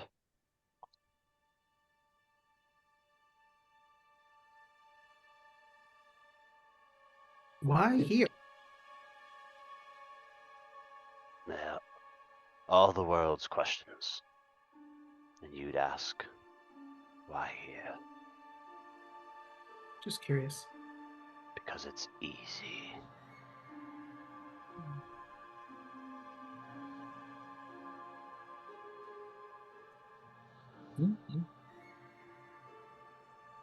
Dunhollow is a soft belly, ripe for plucking. Pluck it too often, dies fast. Pluck it just right, and you can feast for eons. Can I ask you a logistical question? No, Fair enough. jesters tell jokes. Make me laugh. You did speak of the as Vinsire stated, the immaculate business model. Are we allowed to go outside once the gate is sealed, or is it just for you? Like, how do we trade and bring back things? No, you'll leave and come back, and leave and come back, and I'll be awake and watching to make sure everything is legitimate. I'm sure you could, looks at you, could work the weaver's wheel and make me fine, beautiful silks. I'm gonna look to Henry. I'm like, oh, that sounds great. Cowabunga it is. I don't know. It's been a while since the dinner party. Henry, after just seeing that vision, he's gonna put his hand in his face and he's gonna be like, I think I can't. I'm just gonna fucking start running. I'm going to do a big ass fucking jump and try to get to her back and And just that, mid-air, mid-jump, acrobatics check pending at the very start of the next session. Thorn whip. That is where we Cool. end I'm our taking note session. of what this acrobatics check was. Hasty dash out the pincer's. Oh, you mean back through the 30 people who are now in direct opposition to you? Concern. We've That's a got tomorrow bigger problem. fish to fry. Wrong, that's a see you, tomorrow problem. This is a today problem. We'll see you guys next week as our players live in the find out moment of the fuck around period. So On the Cowabunga it graph is. of See you Fun next to week. find out, we are at D Junction.